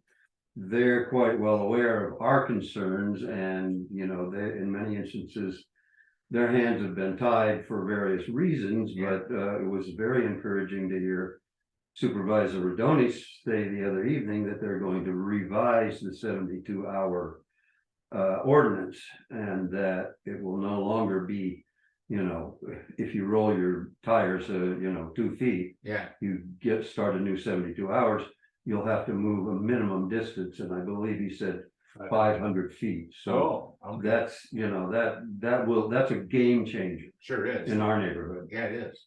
Yeah, and the other thing I want to say about the sheriff's office, because as you said, Bruce, we have walked the streets with them recently even, and they know, some of the people who live in the vehicles, they have relationships, and the county has services that they send out to people who are extending their stay on town for a number of reasons, because well, with the housing shortage and all the other reasons that people have to live in their vehicle. So they work with people, around the ordinances. Sure. So, and then of course there's legal, the law has some guarantees about, the Ninth Circuit and the Boise decisions have restricted what changes could be made to a person's living situation. So, but we have worked with the sheriff a lot to just understand, is this ordinance gonna be worth spending 4 years on? Yeah. Basically. That's our, So the other one, the other two, is that 24 hours, no greater than 22 feet on Wharf Road from the museum. That's the way they talk about it, from the museum to the beach, on anywhere you can park. You cannot park a large vehicle. And on Wharf Road, it's really dangerous as you get further down the street. I mean, we have almost no sidewalks. People are walking down there, people are fishing at the end of the road, sitting there, and their beach chairs. And on busy day, that's like a nightmare, really. Yeah. So this small, the street, it's really small compared to what's needed there, really will help. There've been all kinds of complaints about big vehicles, and from people living on the street, because we have to help them back out. So we have to come out of the house, or, the museum staff come out of the museum and they help them back out because they can't turned around.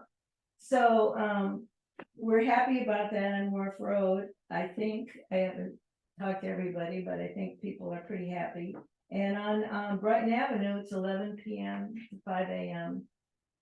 on the other side of the street. So that's what we've got. Now tomorrow, this has been discussed by Supervisor Redoni on last Wednesday. We had a committee meeting on the day after Redoni's meeting. The county hearing is tomorrow. It will be, you can listen in, but you can't talk. So they have a feed for it, but they don't allow you to speak. And we saw it Thursday, I think it was Thursday, they posted their report, and they said it was approved with conditions. great. Condition was the hearing. Yeah, excellent. Yeah. Go ahead, Grace. I see that the area in green on Brighton that would be in front of the formerly known as the post office. It is still in there. green, I know. And I'm, God forbid I should say it in public, but is it gonna stay Well, the limited like it is, so we green can actually ones, like park there? the two green ones are permanently enshrined. They were permanently enshrined before the So they post didn't, office. they never talked about Not changing. They've not mentioned it, but I suspect that, Public Works will catch on Well, and say that's no longer it's valid. awfully handy if you're trying to. Yeah. They can't say that without they've guaranteed it was there. Now you never know, maybe the post office will come back there. It's got a flagpole. So, Yeah, okay, just checking. I was wondering if there was any rumbling about changing no, that. they Okay, good. don't, no, they're not rumbling about that at all. In fact, they made a big point before the post office left about saying those two areas were permanent, no matter what happened to Measure X, those were staying. Oh, good. So, Kevin? Question about boat trailers parking on wharf. You see that often. Are many of those trailers longer than 22 feet? I know they probably are when they're hooked up to a truck. So what does that mean for boat trailers parking on wharf? well, most of the fishermen don't do that. they pick up, they take the boats down to the beach. Or they're already in the water and they drop them off and they park their. You know, they maybe leave the trailer and Yeah. then they drive away. So we don't, the ones who do drive down there are, visitors from out of town, we've had a guy from Florida down there for weeks. So if it's connected, it's too big. Yeah. I don't know what, if it's a local person who, the deputies have some discretion, but It sounds like the locals don't do that. They don't leave their trucks. Like the that. fishermen don't. leave So they their won't be trucks. invited. There was one person who was for a period of time. Also, if, like I pointed out, the Rod and Boat Club in that area has no restriction on anything related to the parking. It's on a special private road or something. I don't know. I walked that part with BPW and she said, no, we don't, it's not. So Okay. that if they're part of the club, they have a place to put the phone. Okay. Another quick question. Yeah. If I may. Do we have a model of a design for these permits, or who does that work? Is that on BPUD to figure No, out, it's or? it's the sheriff. Yeah, I They're gonna- suspect they have a model. Okay. It's a decal that you Okay. adhere to the inside of your windshield. Yeah, they already showed it. They already designed it months ago. Okay. Remember? They I haven't did? seen it. Oh, Okay. Yeah, Okay. really? yeah. I had one more quick tangent. I'll keep it brief. Has your committee ever considered, is that map still up? Making Brighton a one-way street between Terrace and Park? My thought is, especially on busy days when the surf is up, you have people standing in the street, rinsing off, waxing their boards. You've got two directions, people trying to drive through. Why not make it a one-way and then use Park and Terrace as a loop to drive around? Have you guys talked about that? Yes, when we walk the streets of Department of Public Works, they brought that up. Okay. But we also had, the fire chief with us on that walk. And, the people in Park probably wouldn't like it, Okay. It was got kind of a negative thing I want to say about that kind of suggestion is there are a lot of public safety things that Department of Public Works is willing to do if someone wants to reconstitute sort of a public safety committee for the streets or wants a permit program. They've suggested, some striping to deal with maybe making it less dangerous on the street. They already did a little bit, they wouldn't put a stop sign in at the entrance of town, but they made, I don't know if you noticed, kind of a stripe to encourage cars to go slower. Way wider. Yeah.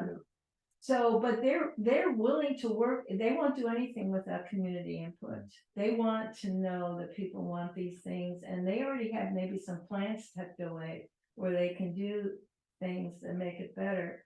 But that was discussed, and I can't say that it's wouldn't happen, but that was brought up. It seems like you could increase the parking. If you had a one-way street, couldn't you, like, the cars parking in front of the park, the county park down there at an angle?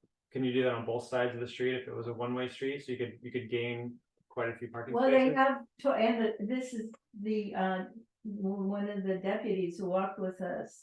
He said, why haven't you guys done something with DPW about changing the, the diagonal parking?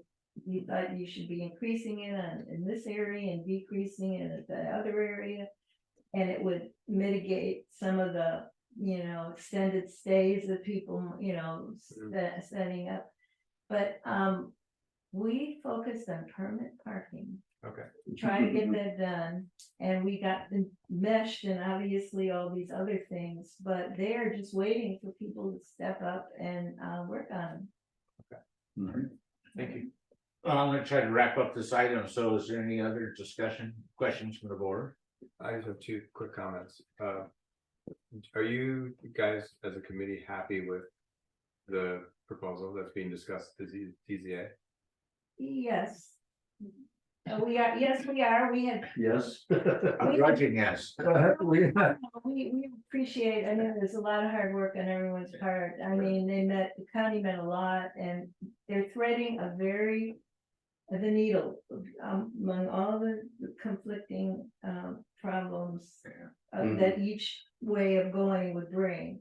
And I think for now, it's the best we can do, and appreciate everything they're doing to get it done. And we'd like to see other things. There's a lot more that needs to be done, but we're very limited about giving the legal and coastal commission, you know, rules, you know. I mean, so we got to get this far. It's pretty good, I We think. got this far, and I think now, each incremental step to make things better will be a lot easier. We've gotten their ear at the county, Yeah. so to speak, and it's taken 20 years, more than 20. Yeah, because I know Bruce, because I've been on this for a long time, so this goes way back. Yeah. You guys have gone further than any committee has ever gone in getting this result, so. Thank you for the Zoom link from BPUD, because that made it possible for us to meet the last 4 years. Well, Yeah. Yeah, made a big difference. Yeah, one of the things that we wanted to see move forward, and maybe it will, is the day use is really very difficult for people to be able to get into town. Maybe if there's a limit on extended stays at night, we will be able to open up more parking. But really, we looked at alternative parking off-site with the shuttle.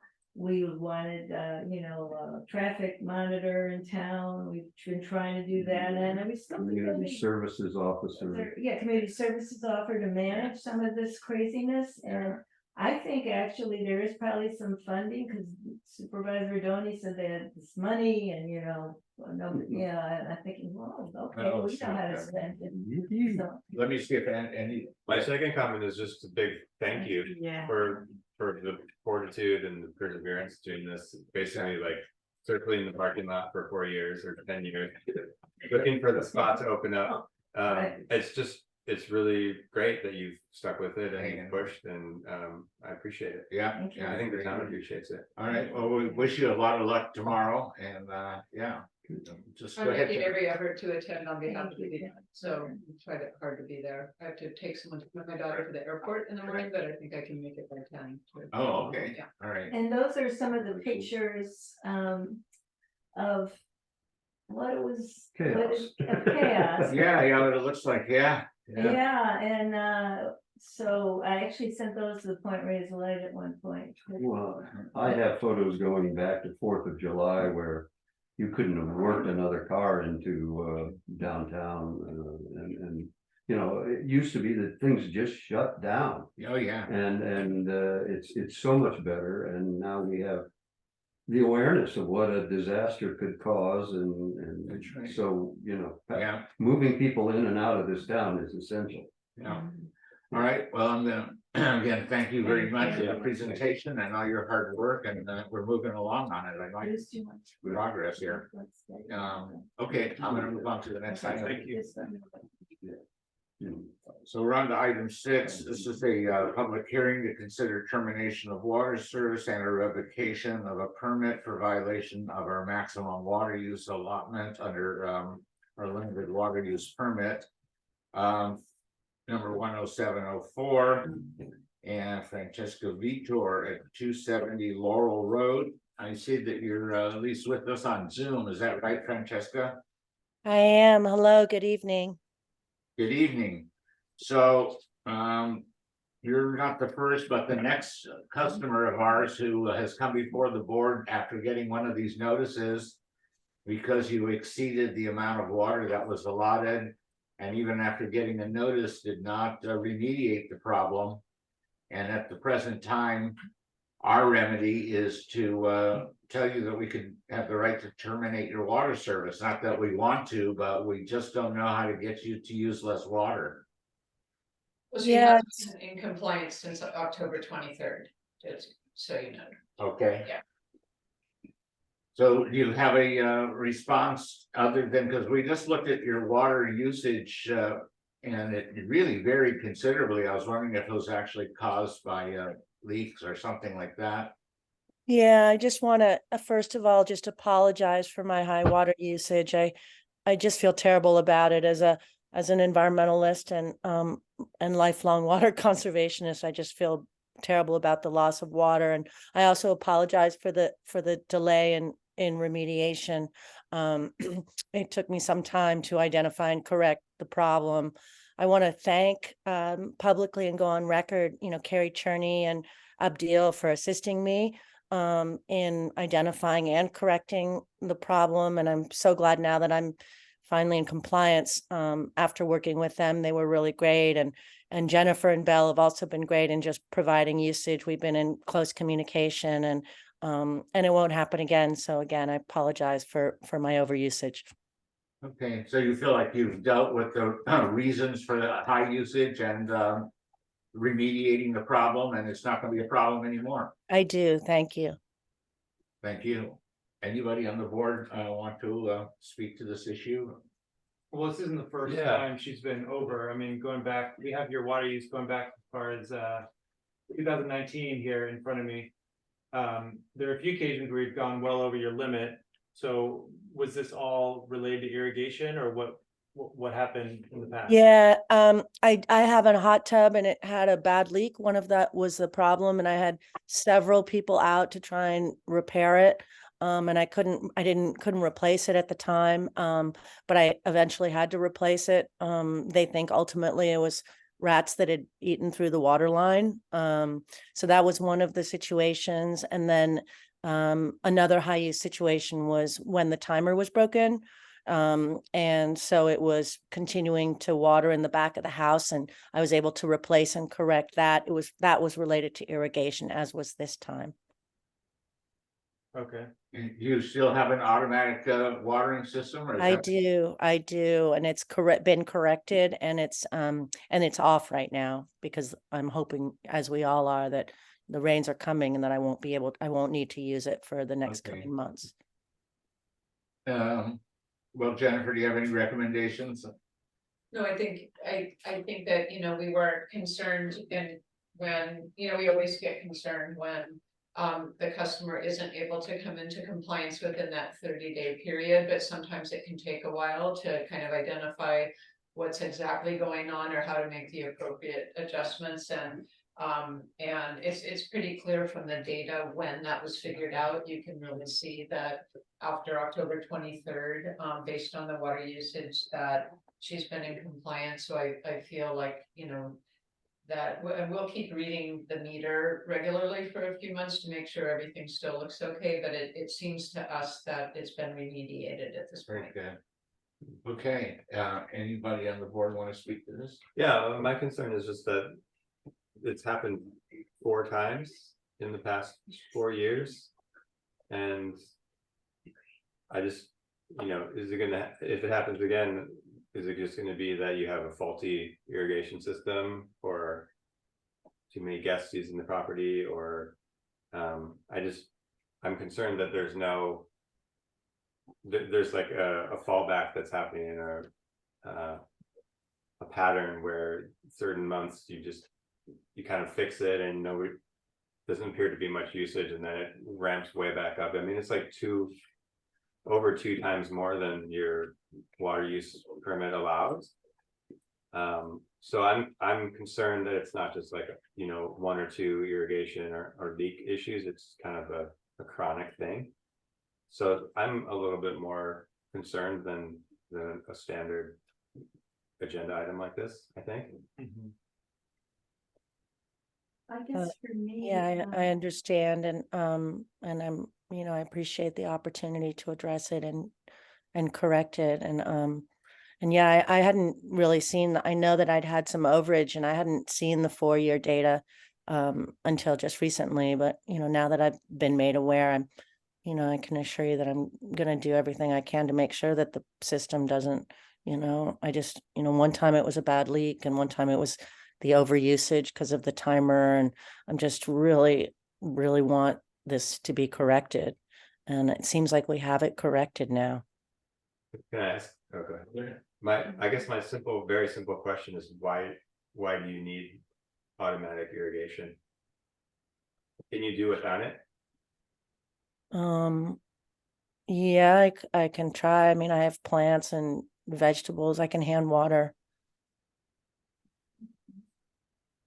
Can you capture any rainwater on your property? Are you I able to do. I use my rainwater. I use my rainwater.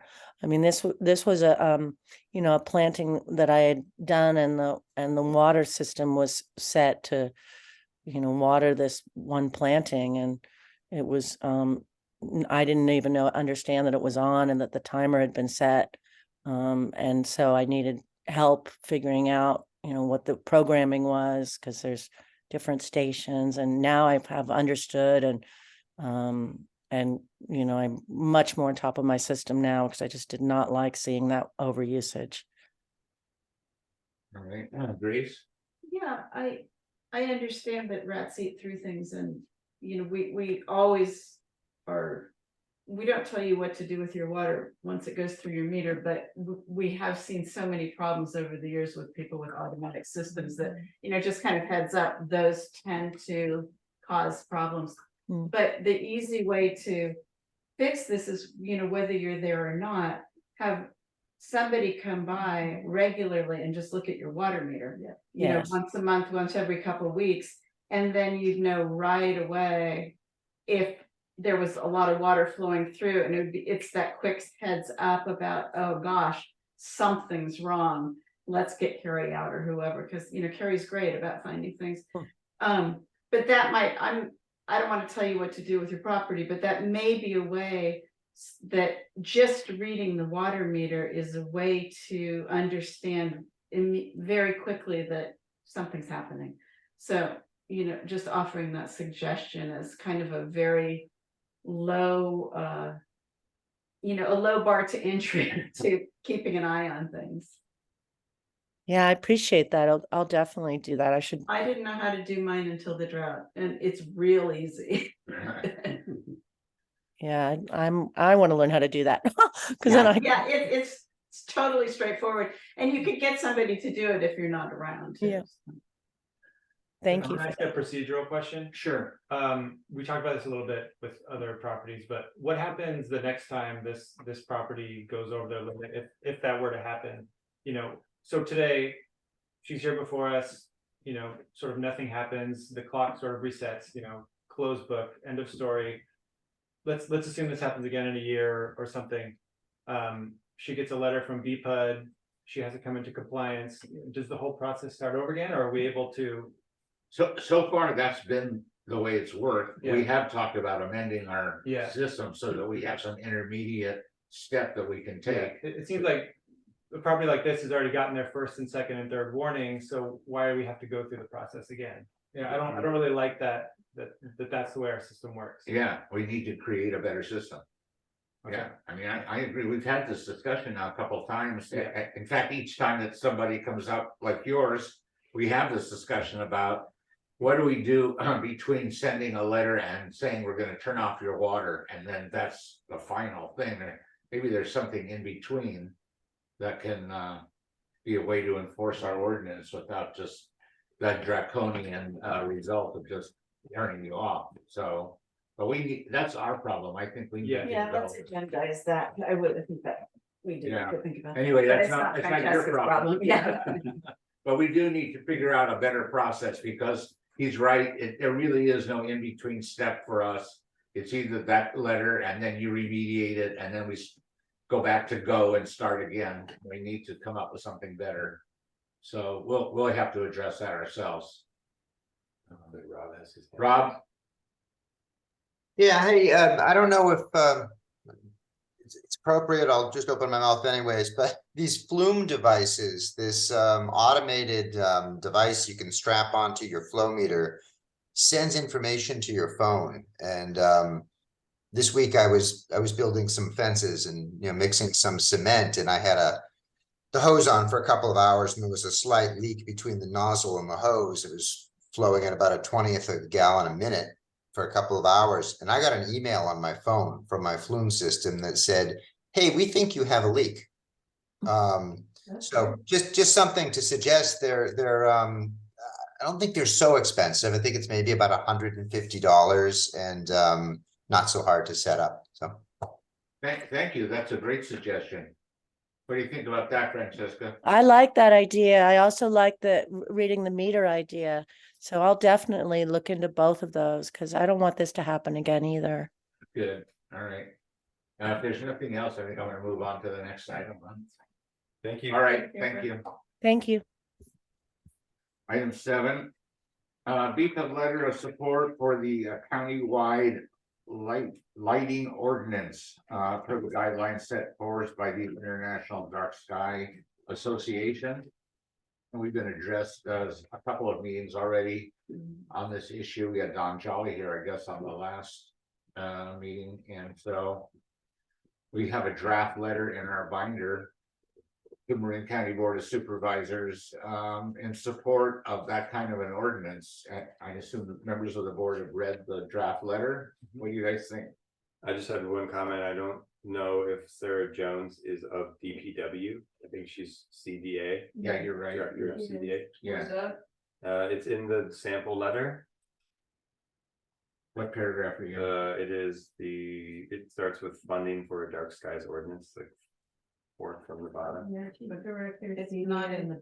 B. Well, that's not in, that's in his letter, but not. the Yeah, BCPUD that's in your letter. letter. Oh, we should let Don know that. Yeah, Oh, yeah. I thought your letter was great. Yeah. Jennifer, I'm sorry to, Okay, No, that's good. no, I Got can- it. I can tell them. Okay, so what we're looking at is the draft letter that Jennifer's put together, and I guess we're being asked about to send the letter or not. Is that right? yeah, at the last meeting, I was, asked to do that. Don Jolly said he'd provide a template, which he did, and then just so you know, both Don Jolly and Peggy Day have seen this, the BCPUD draft letter, this one, and they like it, so, Okay. yeah. thank you. So- Thanks for writing it. All right, so can I get a motion then that we send this letter? I so move. I'll second that. Thank you, all in favor? Aye, 4-0. All right, and that's what we're gonna do. Number 8 on our agenda is a request for an increase in the solid waste disposal services for the rates that we have. It's a long item, but why don't we just cut to your comments on this, Jennifer? Sure, and this is just, as you know, there's pending before the board, and there's an ad hoc committee that's been established to evaluate a much more extensive rate increase, so because that's gonna take some amount of time,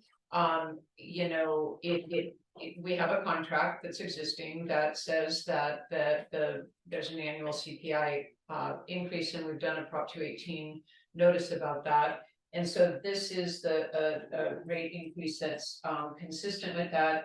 The only addition is that they have a pass-on cost request of being able to increase the disposal charge for Freon, which is added.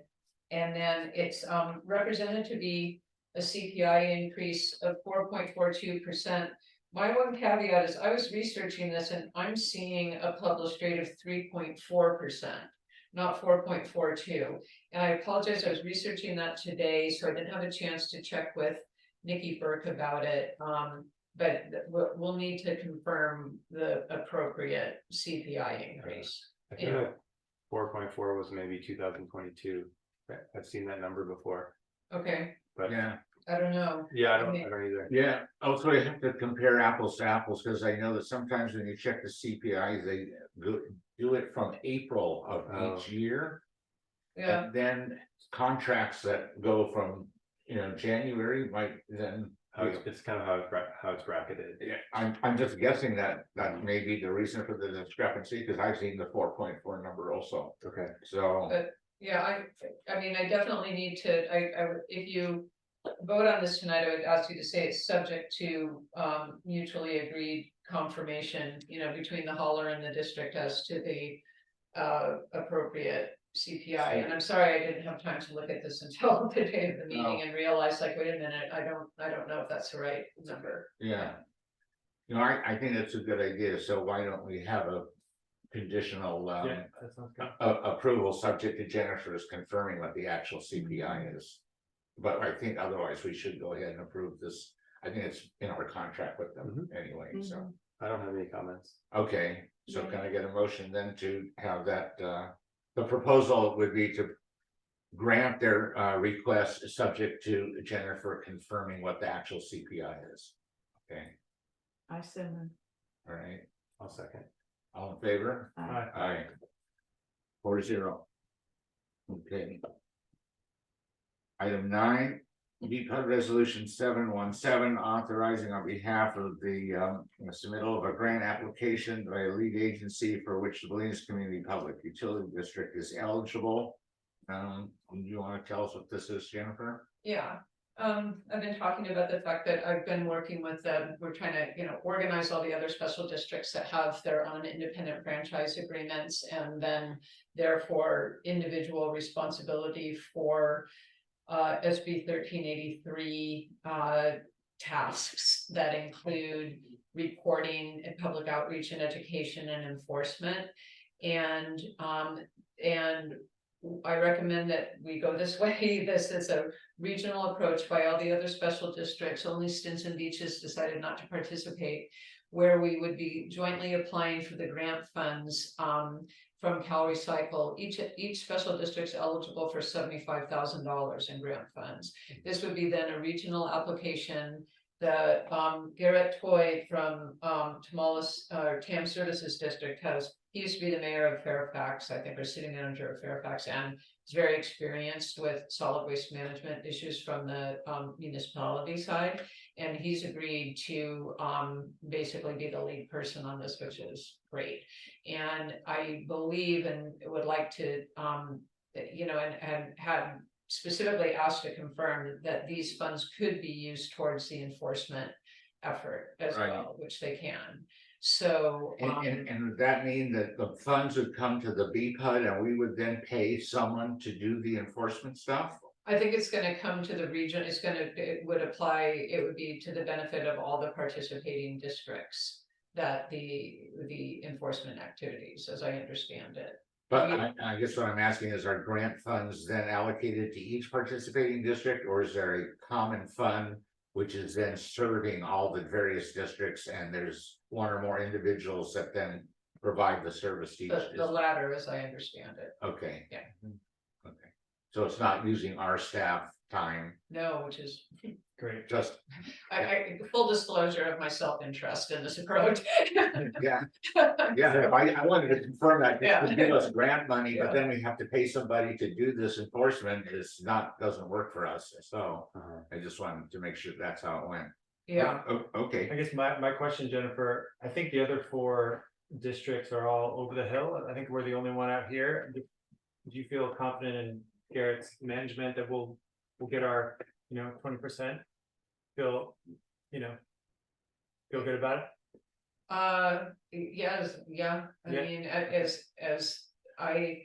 this was really recommended by Zero Waste Marin too, as a way to work together on this. And so kind of taking that lead, to be honest. And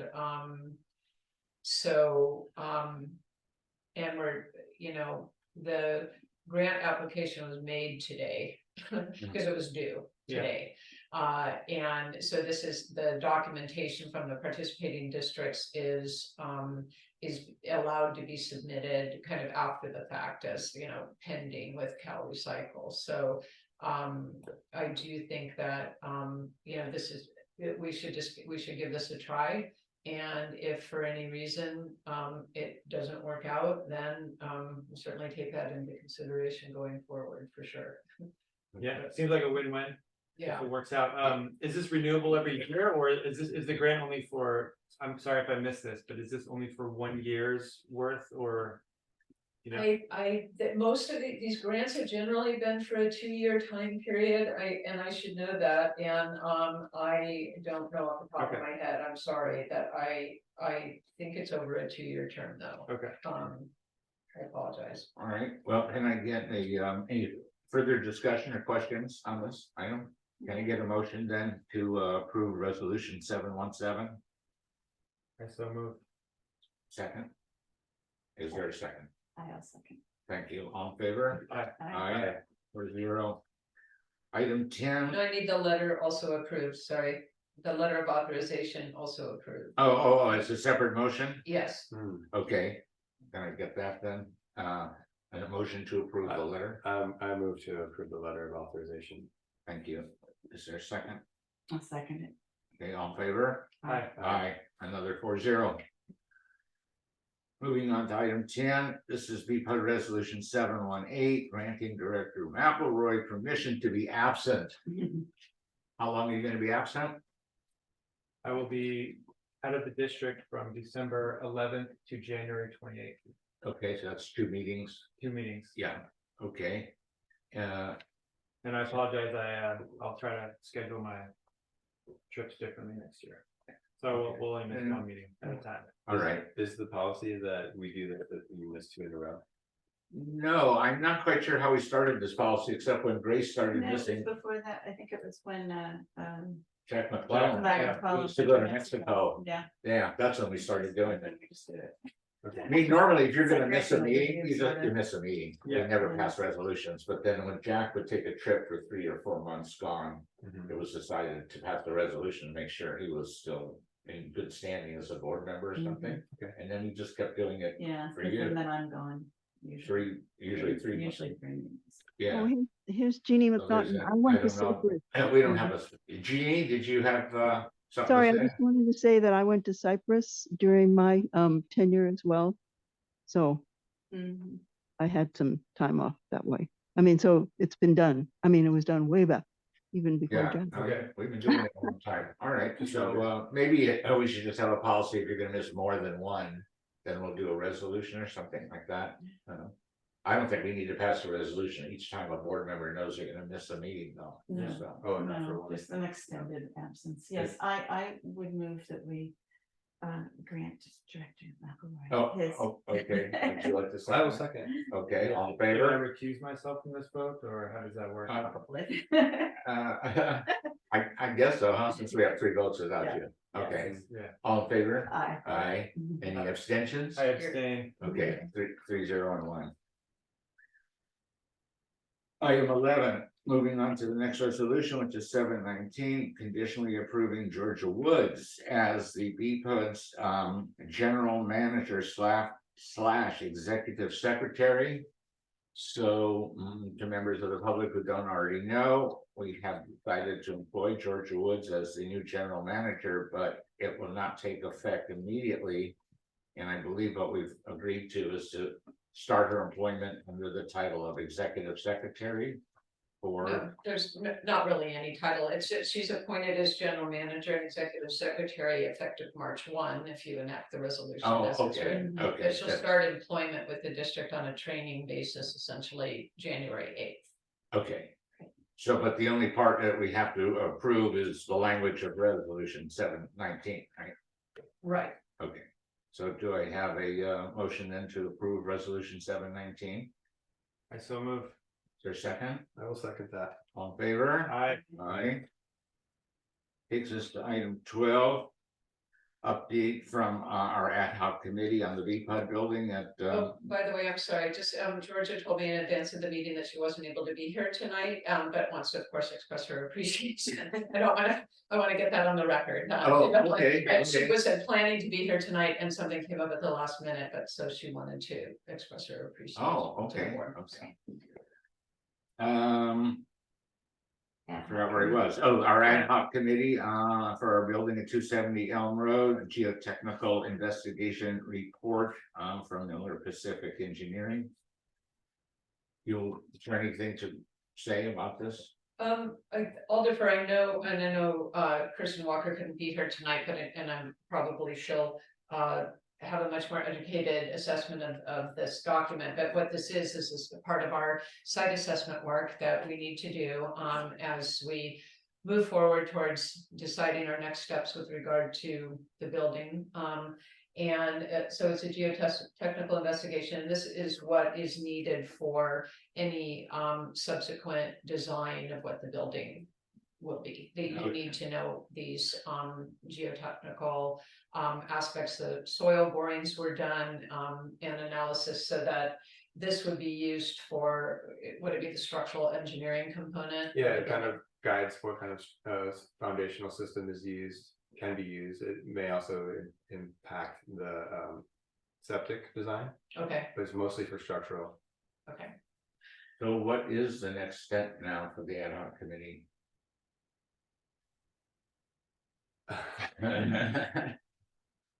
You want to come back next week with an answer?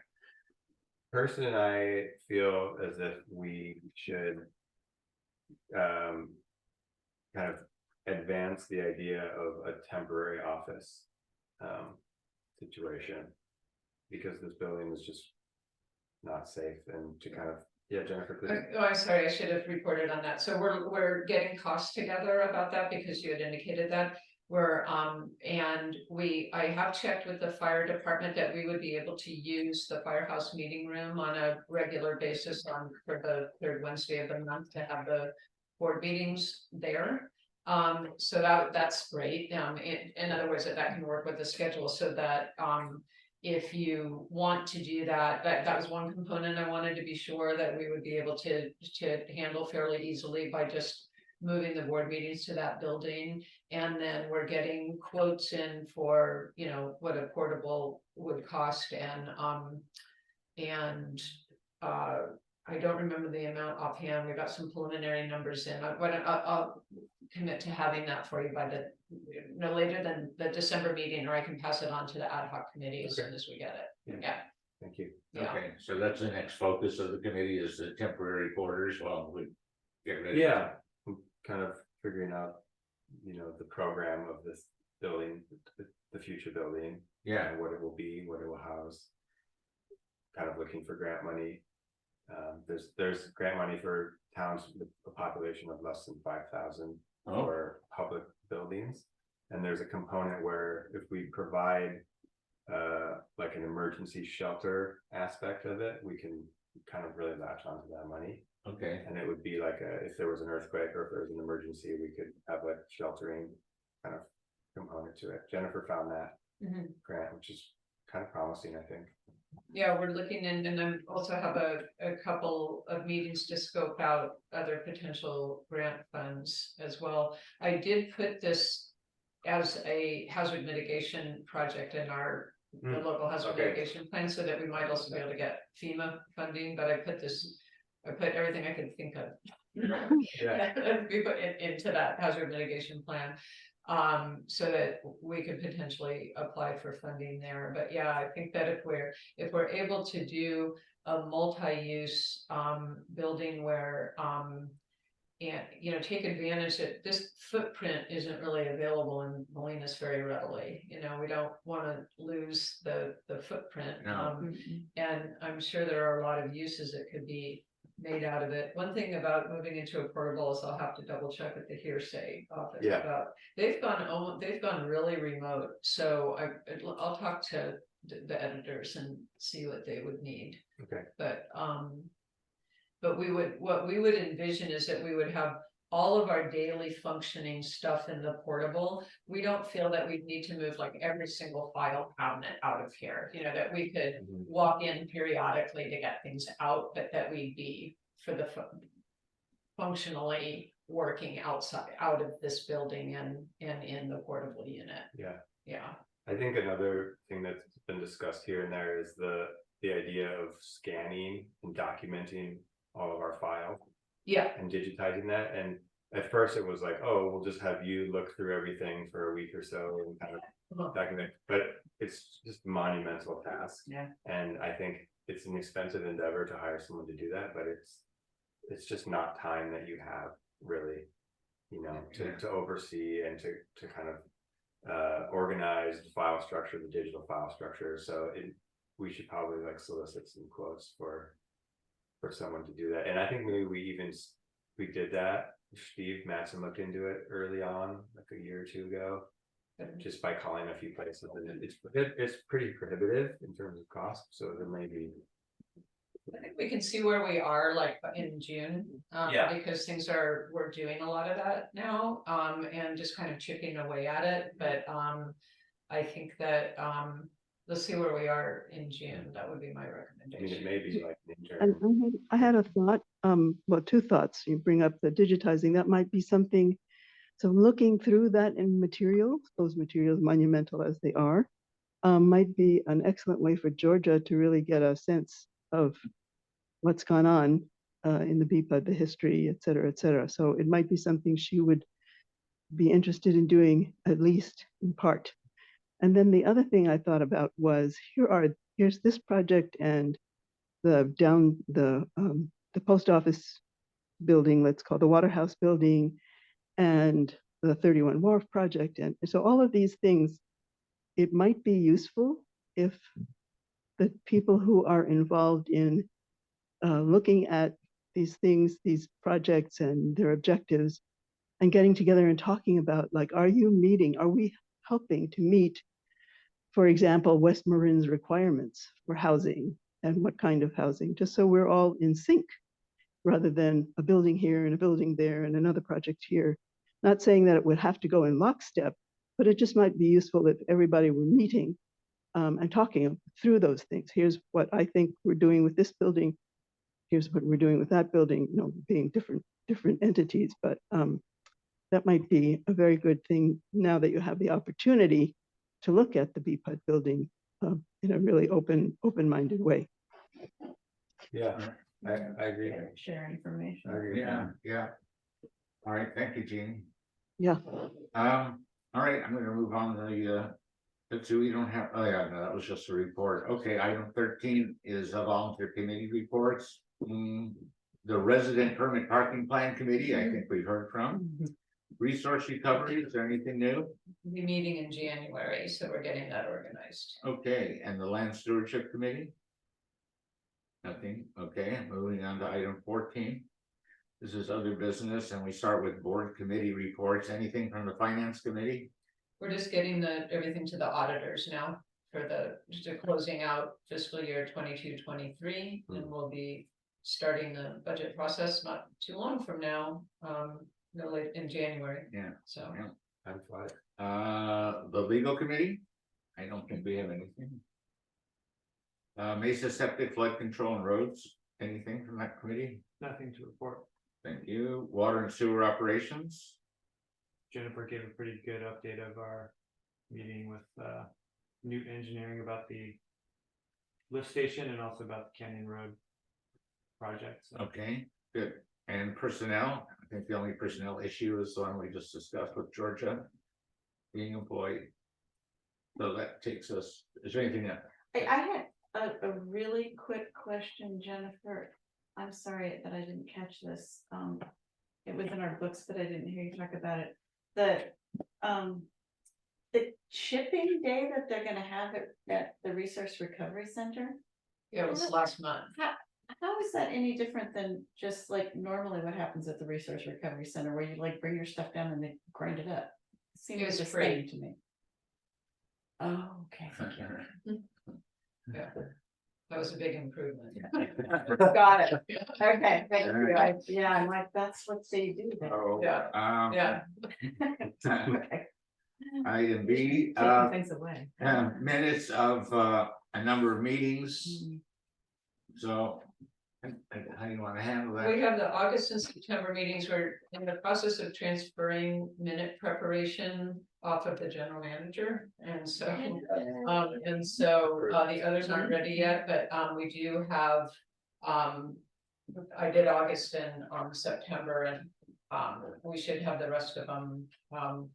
Bill's working on those, so I'll be helping too, but we're in the process of transitioning that. I wonder if we can use Chat GPT to do that. There's various, well, Bill? not, maybe, I don't know, we can see, maybe it'll work. Or what about like an audio to text transcription have program? You have that, so Yeah. so that already happens. Yeah.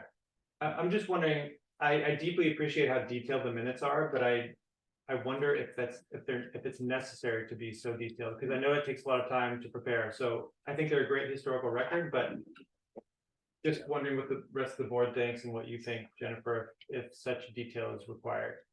I think the reason that I devolved into doing them this way was because I could never figure out what happened at prior meetings because the minutes were not Yeah. detailed. So then I'd have to go back and listen to the tapes and try to figure things out. I don't mean any criticism. I mean, I think it was just a prior style, but it's up to the board and general manager how you want it done. Great. How often does that happen when you're going back to look at an issue that, I don't know, that a quick summary wouldn't suffice, where you can imagine having to listen to tapes? Do you think that would happen pretty often if the minutes were much shorter? That's a good question. Well, I mean, it's sort of like you saw with the amending section 7 of resolution 173 on the water line issue. Yeah. You know, it was completely, you had to have gone back and listened because the explanation wasn't in there. And you know, it's totally a fair question. It's whatever,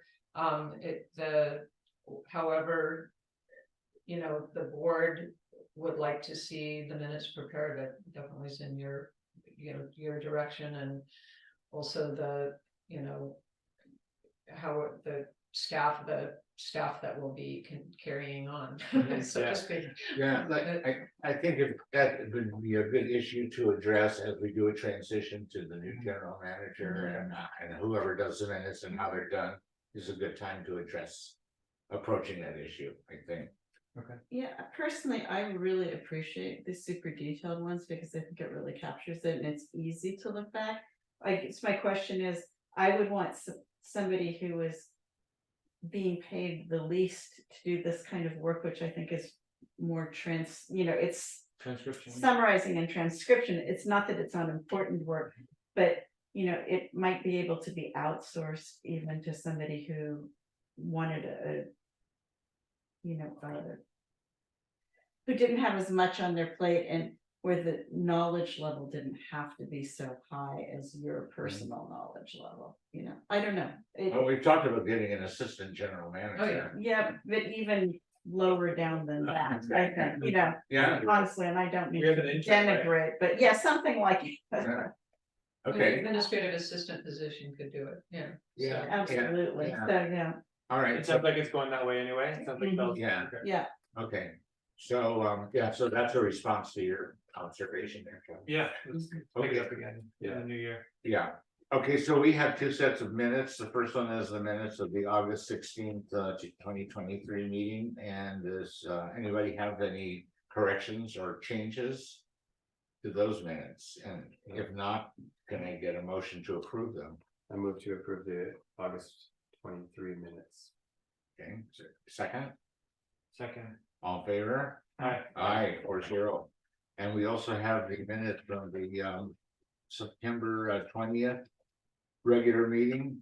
And is there any suggested changes or corrections to those minutes?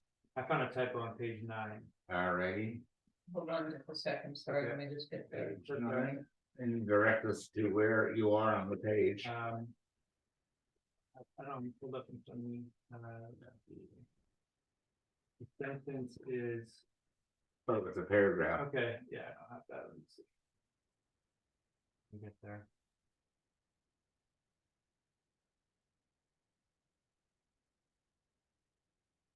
Okay, I believe it's the second paragraph, starting with Director Alexander Green. Yeah. Halfway down, in response to a question from Director Seidman, Uh-huh. Nikki said the company might propose sometime like at 40%. So something like a 40%. Okay, yeah. Very good. Just a minor typo, Okay, just that transcription program. Okay. So, all right. Any other suggested changes or corrections? not from me. None appearing. Can I get a motion to approve the minutes as amended? I move to approve as amended. All in favor? I- Aye, 4-0. Trace, you seconded? Yeah. Okay. Kevin and I simultaneously. It was simultaneous. The warrants, can I get a motion to approve the warrants? Please? Can I ask a question about the warrant? Sure. Do you like to do that after a motion? No, it's good to discuss it before we vote. Okay. Jennifer, a couple bills for mowing, and I'm just wondering what we're mowing exactly, and is there an alternative to the grass that we can plant that's maybe doesn't require so much mowing? Is that around the sewer ponds? We have a That's couple- actually a typo. That was the Arroyo Hondo, debris removal Okay. that, and then we had to break it into 2 checks, and so those are actually void now. Okay, Yeah, but there is major mowing that we have to do at the sewer ponds, so it's actually, it's not, it's literally part of our, we charge it to the treatment budget because it's Right. part of the treatment process, and you have to keep the grass, you know, we mow the grasses at the sewer ponds, and it usually costs anywhere between $6,000 and $9,000. So I'm just wondering, is there an alternative to grasses in some of those locations, like a more hardscape? Could we rip the grasses out so we don't have to mow them every year, or is it is what it is? I don't know. I mean, I've assumed that that's part of the treatment design of the process. I could ask the treatment engineers whether or not that's ever done or something. Back in the old days, they actually put cows out there and had them graze it, Yeah. you know, but I don't think we Yeah. can have, we can do the goats. It's acres and acres though. yeah. I mean, I think it is part of the, I think. because you mowing- spray. Yeah. And then the grass grows, Right. and you mow it down. I mean, if you couldn't have See- hardscape because. Right. I thought it was mowing around the perimeter, so it's actually mowing. No, it's There's a the field. going, Okay. Ponds. Yeah, Yeah, I don't think there's a way around that. okay. the Besides bigger the- question to me has always been whether we should get our own mower, but the cost of maintaining that equipment Yeah, it's is a lot. really high, you know, and And no so- gas, no gas station in town. right, right. Right, yeah. Yeah, I'll no. have to stay with it. Can is it appropriate to nitpick a question about what we are paying someone? Yeah, take away. What is Rob Daly, his hydrologic consult for? It's a lot of that modeling that's in the Oh, okay, water supply Got it. memo. thank So, you. but that was multiple months worth? I mean, that wasn't just this month, right? Where's that one? Or was it, it's a bill for 5,700? Mhm. I think that was also work related to the Wells project, and it was just contained in one invoice, so the memo sometimes is incomplete. It might not indicate that it was also for the supporting documentation behind the warrant would show it, but I'm pretty sure that included the work on the coastal permits, because we had to have Rob do an opinion letter. So in connection with the wharf, no, in connection with the resource recovery well, there's basically 2 sites, right? The wells down at the resource recovery and the water treatment facility, so to speak, is going to be up at Mesa Park. There's no sensitive biological resources there, but down at resource recovery, there's wetlands in the area. So we have to have a hydrologic or a professional opinion by someone appropriately qualified to opine that the operation of the resource recovery well will not negatively impact the wetlands that are at the surface. And so we had to, that's part of the coastal permit process, and so Yeah. that's also probably in that particular invoice. Okay, thank you. Mhm. Any other questions about the warrants? No, How about a motion then to approve the warrant? I move to approve the warrants. Second. Thank you, all in favor? Aye. Aye, 4-0. And the next meeting, December 20th. December 20th. Borders of I'll Christmas. miss that one. Yes, you will. All right, and with that, this meeting is adjourned. Thank you. Okay.